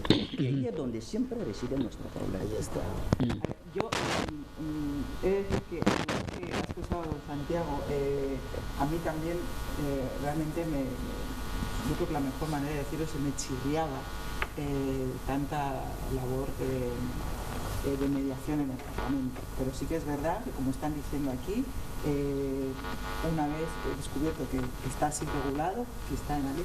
Lo que pasa es que yo quiero creer que lo que le pasa al señor Santiago y a otras tantas personas es que a veces nos da la sensación de que tanta mediación y tantas quejas y peticiones en el Parlamento, de alguna manera puede parecer que viene a compensar la falta del ejercicio de las funciones legislativas, iniciativas legislativas que debe tener la Cámara. Esa es la sensación que tengo. Al margen de que sea legal o no, pero sí que hay algo que dice, bueno, con la de cosas que hay que hacer en el Parlamento, lo de las quejas y peticiones, habiendo juzgados, que a veces ocupa casi toda una sesión. Efectivamente, habiendo juzgados, y también puede haber otras tantas instituciones que se dediquen a mediar. El defensor de, no sé, un tal. Es la cuestión. Bien, está Juan José Escobar desde Bata. Dice que lo de pertenecer a una formación política para ser parlamentario es una condición previa y, según el parecer de los invitados, debería ser la solución, la condición. Hay una cuestión aquí totalmente importante. Los sistemas de gobierno en el mundo, a partir del mundo contemporáneo, se caracteriza por ser un sistema de partidos políticos, está claro. Y cuando tenemos que hacer democracia, lo primero que deberíamos tener en cuenta es que los principales actores políticos son los partidos políticos. He dicho principales, no son los únicos, son los actores políticos. Ahora bien, la constitución del Parlamento, cómo nosotros venimos a constituir un Parlamento, vamos a tener en cuenta qué cosa el beneplácito popular, vamos a tener en cuenta qué cosa la voluntad del pueblo, qué es lo que ha determinado el pueblo con respecto al ejercicio del poder, de su poder. Esto es lo que ha determinado. En tal partido se ha elegido a un número determinado de candidatos, en el otro tal, en el otro tal, en el otro, y un largo etcétera. ¿Qué quiere decir eso? Quiere decir que para presentarse al pueblo y pedir su voto debe ser a través de un partido político. Normalmente las listas las mandan los partidos políticos. Los partidos son los principales actores. No deberíamos entender persona, no, es el partido político. Cuando, por citar un ejemplo, Matusalén va a pedir el voto al pueblo, yo no voy como Matusalén, voy como Matusalén, pero en representación de mi partido político. En el sistema que obedecemos, los candidatos independientes. Hay otros sistemas donde el que va a pedir un voto lo hace por él y por su comunidad. en otro sistema. Sí. Bueno, estamos hablando, yo creo que principalmente de esta cuestión del parlamentarismo, ¿verdad? Entiendo. Sí, es así. En el Parlamento no existe ni un solo diputado que no dependa de un partido político. De hecho, el partido funciona a través de ¿qué? A través de comisiones. Y si funciona a través de comisiones, ¿quiénes constituyen estas comisiones? Son los partidos políticos. Bueno, la lista de estos partidos. Estamos hablando del parlamentarismo. Al parlamentarismo no van personas físicas. Vamos a ser claros. No van personas físicas. Porque el parlamentarismo es justamente eso. Es decir, personas jurídicas que representan al pueblo dentro de su partido político. Por lo tanto, en un sistema parlamentario no se concibe que hayan personas físicas, pero que estén en el Parlamento. Si no tenía partido, debe tenerlo. De ahí hablamos de los partidos independientes. Es que, pero siempre debe haber este nombre de partido. Ponle cualquier nombre que quiera ponerle, porque en un sistema parlamentario no van personas físicas, van personas jurídicas. Es decir, van partidos políticos, porque el parlamentarismo es un gobierno de partidos, no es de otra cosa. Por eso yo creo que es importante, si me permitís, cuando creo que es el profesor Anatolio el que ha estado hablando de los sistemas en ese sentido, que tampoco es lo mismo, no es lo mismo un régimen donde reside la soberanía, digamos, hablando de régimen parlamentario y hablando también del régimen presidencial, la concepción del Parlamento como órgano difiere. Es lo que yo quería decir. Cambia sustancialmente, no es lo mismo el sistema de parlamentarismo que tiene Estados Unidos, el que siguen los países de la Europa monárquica, parlamentaria, España, Inglaterra, no es lo mismo. En América el parlamentario obedece muchísimo a su comunidad. Es verdad que pertenece a un partido, pero no tiene una fe ciega a que no pueda disentir del partido que le ha llevado a eso. Puede disentir el partido, no obedece a una disciplina. Pero en el sistema parlamentario de esos países a los que me he referido, es difícil que un diputado o un congresista disienta de su partido. No obedece mucho a esa disciplina, a una forma de... Bien, tenemos a Martínez Soro desde Mongomó. Bueno, felicita a los ponentes por sus brillantes aclaraciones. Y él dice a todo el resto de los seguidores de A Fondo que el tema es tan importante y por la exposición de los invitados no hay necesidad de hacer preguntas. Y sugiere que si, además que a ver si se puede continuar mañana. Bueno, ya se verá. Lo que sí quiero preguntar es por esos días de la constitución del nuevo Parlamento se ha escuchado mucho la frase esa de iniciativa parlamentaria. ¿Qué podemos entender por eso? Iniciativas parlamentarias. Bueno, como han dicho los compañeros, y la señora también lo ha recalcado, es probable que el exceso de mediación no solo que confunda la función clásica de alguien, sino que también la ponga en peligro, evidentemente. Entonces, legislar en los estados de derecho tiene principalmente en nuestro sistema dos fuentes. Una fuente que es la iniciativa legislativa, ¿no? Esa iniciativa legislativa que corresponde o al órgano titular de la legislación, que es el Parlamento, y también corresponde al Ejecutivo, ¿no? A través de lo que llamamos los proyectos de ley. Es importante que el Parlamento nuestro tome la iniciativa legislativa a través de las proposiciones de ley. Es muy importante, por una sencilla razón. Si estamos en un sistema parlamentario, es normal, como ha dicho don Matusalén, que no haya mucho desentimiento entre el Parlamento y el Poder Ejecutivo, porque uno es fruto del otro, que normalmente es así. Pero en un sistema presidencial, el Parlamento debe tener ya la iniciativa legislativa en materia de proposición de ley. ¿Por qué? Porque el gobierno ya no es del Parlamento. El gobierno ya no es del Parlamento. Por lo tanto, es normal que en las democracias el gobierno plasme un objetivo. Aquí lo que suele entrar en el juego no suele ser el objetivo, sino los medios a utilizar para conseguir esos objetivos. Y puedes encontrar que el medio que utiliza el gobierno no concuerde con el medio que quiere el Parlamento que se utilice. Y a partir de ahí pueden entrar esos conflictos.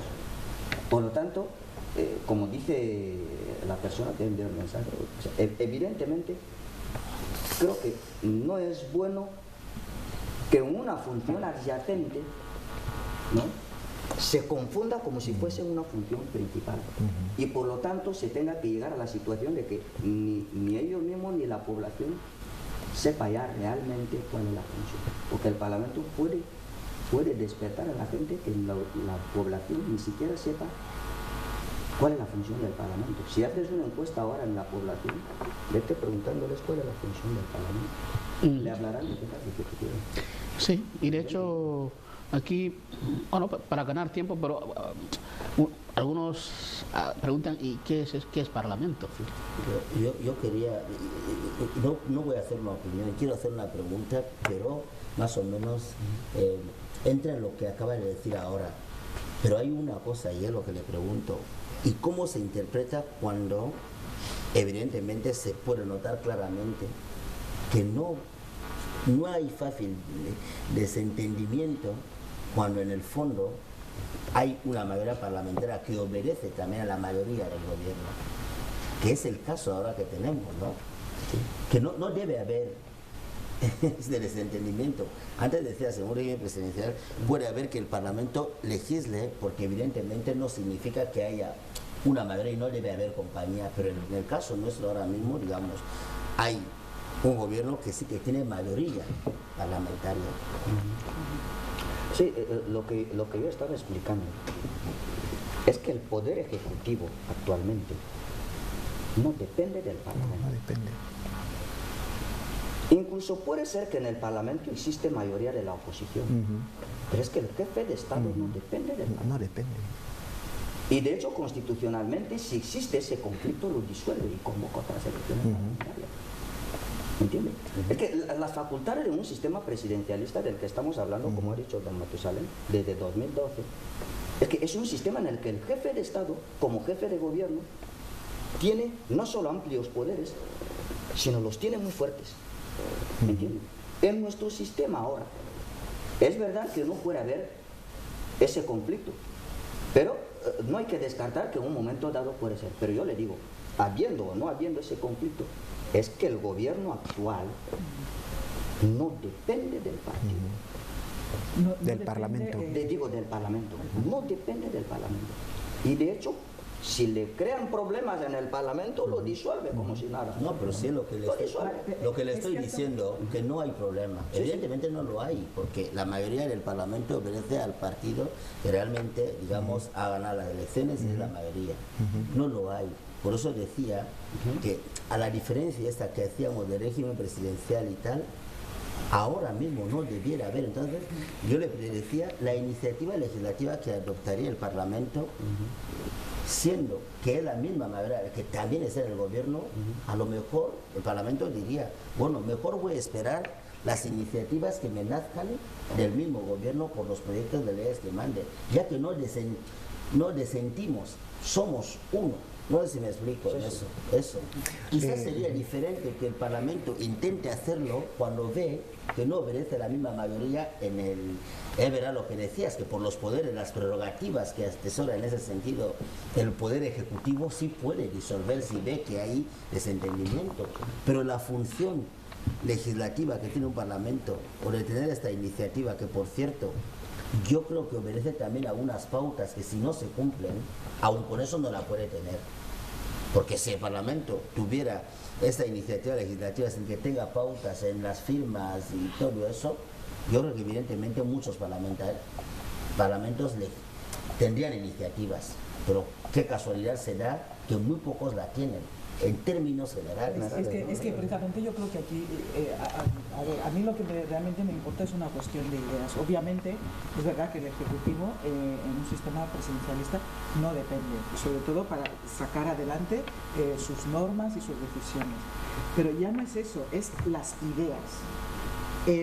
Yo estoy convencida de que con una mayor variedad en un parlamento, al menos es que a veces el Ejecutivo también necesita ideas, iniciativas diferentes, que a lo mejor siendo de un solo partido, por aquello de las disciplinas de partido precisamente, que existen en todo el mundo además, puede no existir esa variedad de ideas y de iniciativas que el Ejecutivo a veces necesita.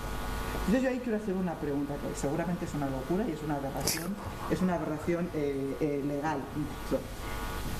¿Existe alguna posibilidad o sería inconstitucional existe algún lugar en el mundo, o ha habido alguna vez en la historia, en las que no pudiendo alcanzar los partidos en un país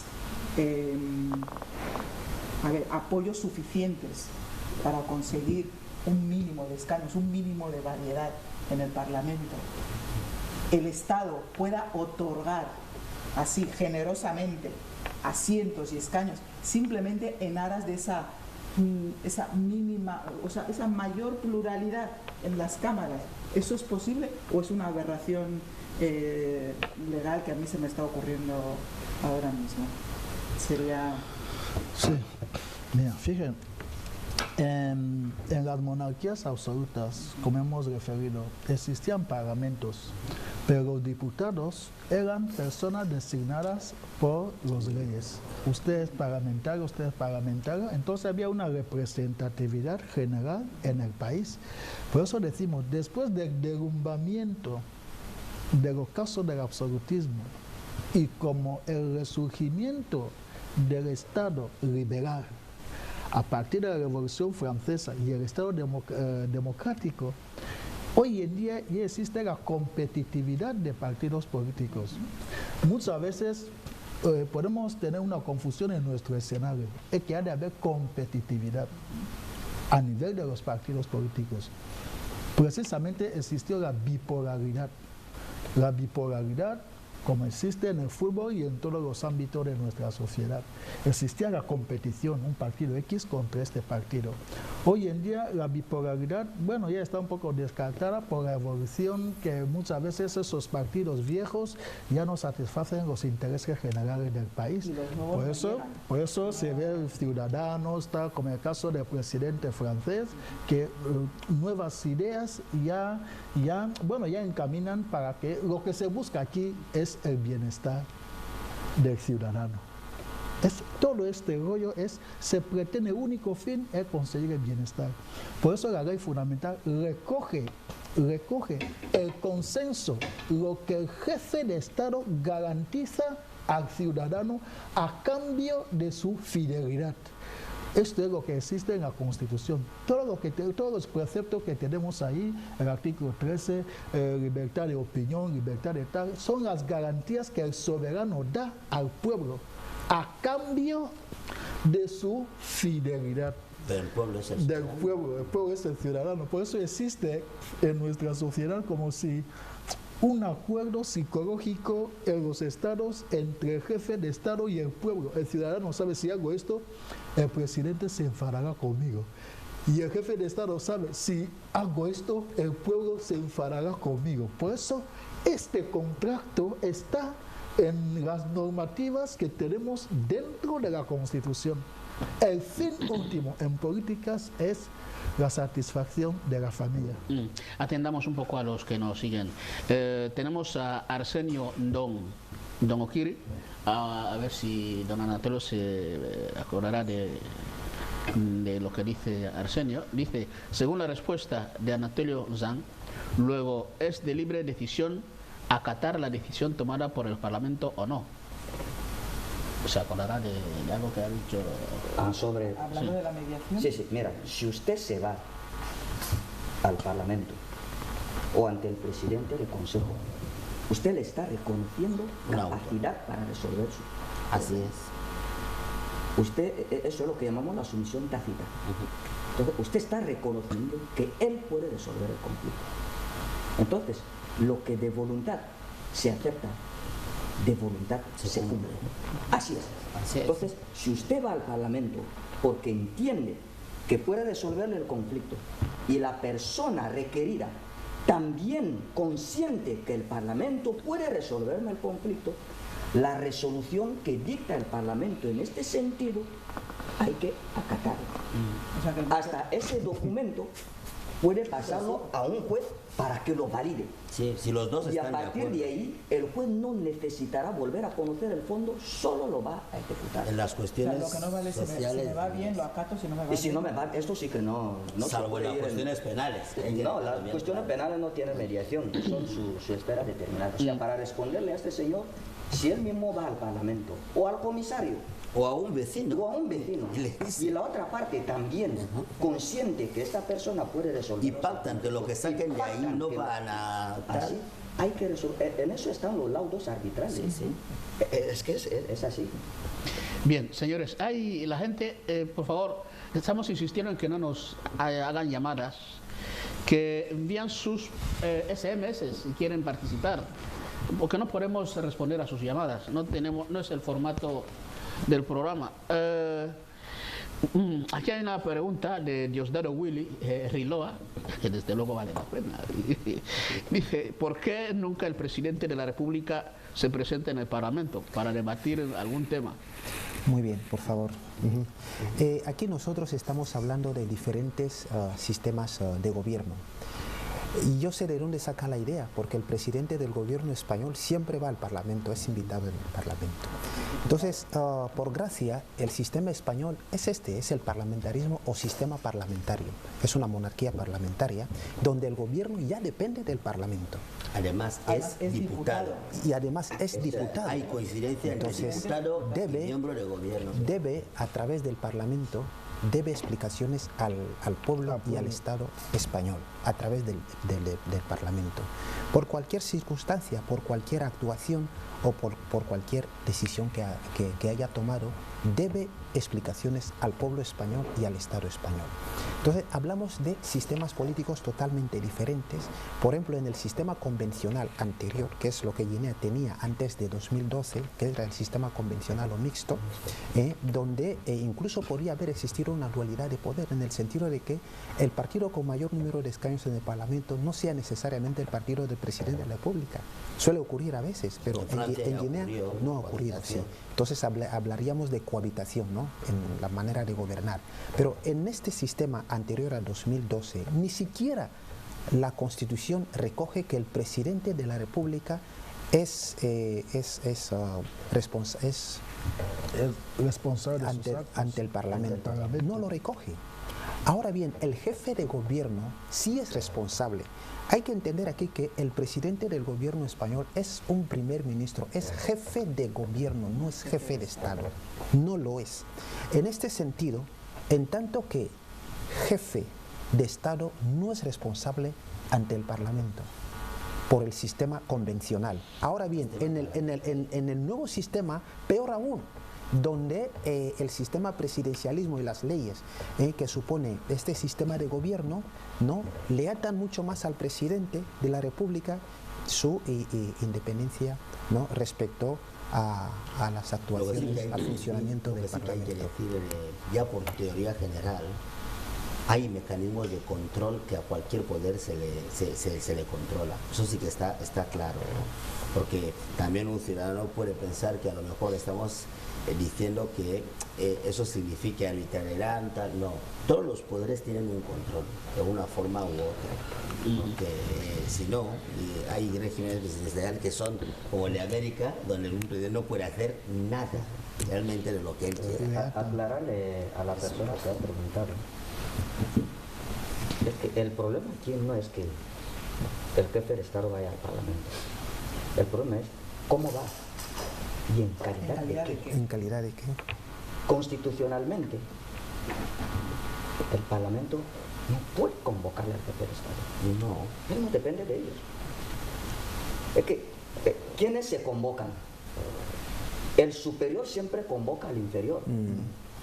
Eso administrativamente crea problemas. Tú ves que entre iguales te convoco a una reunión. A veces hay inferiores que convocan a superior. Y el superior va. O es problema de idioma o es el cachondeo, ¿no? El Parlamento no puede convocar a la mujer. Ahora, constitucionalmente, si el presidente quiere, porque es una condición potestativa, si quiere, puede ir al Parlamento y dirigirles mensajes. Y de esos mensajes no hay pregunta alguna. No.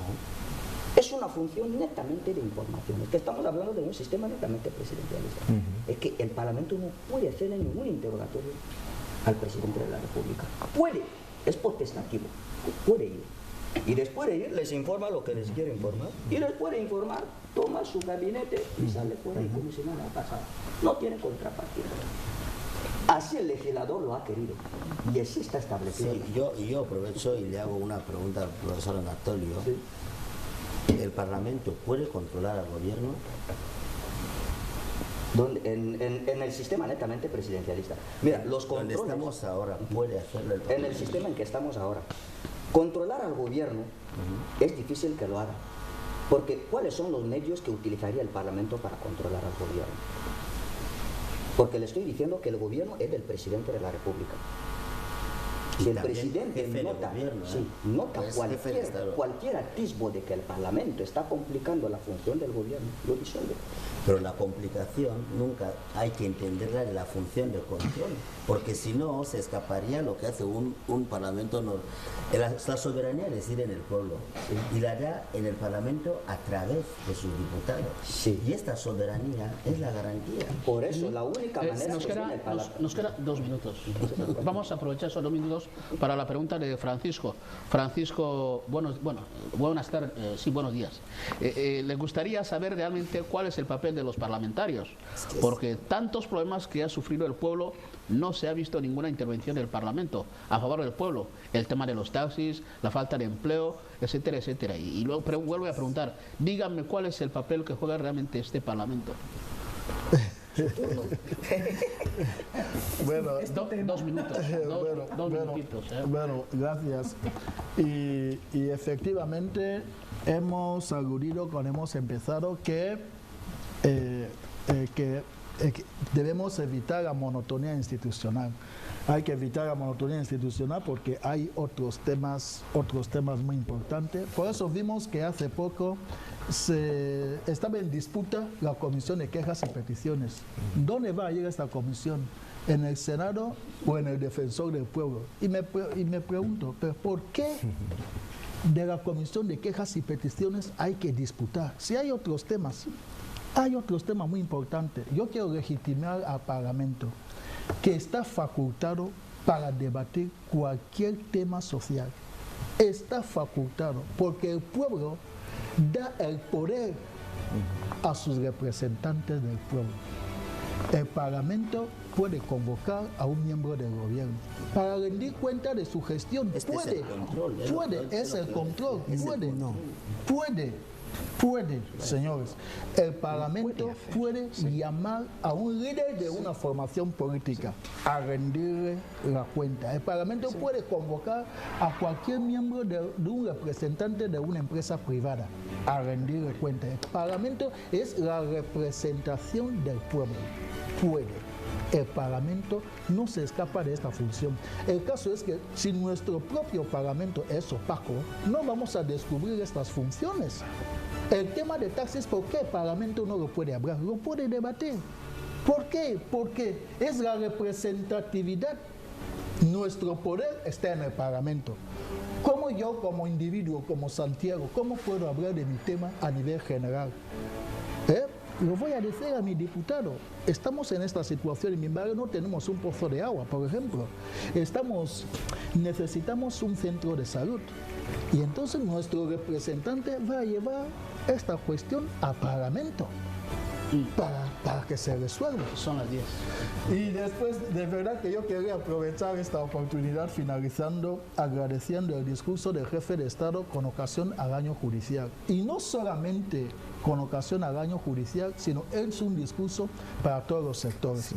La corrupción está metida en todos los sectores, en la administración pública, en el Parlamento, en el Poder Judicial, no solamente en el Poder Judicial. Cuando hacemos la macroestructura es estatal, la macroestructura no es sectorial. Hay que hacer una macroestructura desde el Poder Ejecutivo, todos los poderes tienen que entrar en esta macroestructura. Gracias. Son las 10. Las 10 y 1 minuto. Gracias, señores, por venir al programa. Alguien ha dicho que... Yo creo que debiéramos continuar las preguntas... A mí me han quedado muchas cosas a debatir. Las preguntas, alguien ya dijo que las preguntas no eran necesarias porque nos pedían el tiempo, ¿no? Pero es no muy necesario. Bien. Gracias por estar aquí. Y a todos los que nos han seguido, señores. Hasta mañana.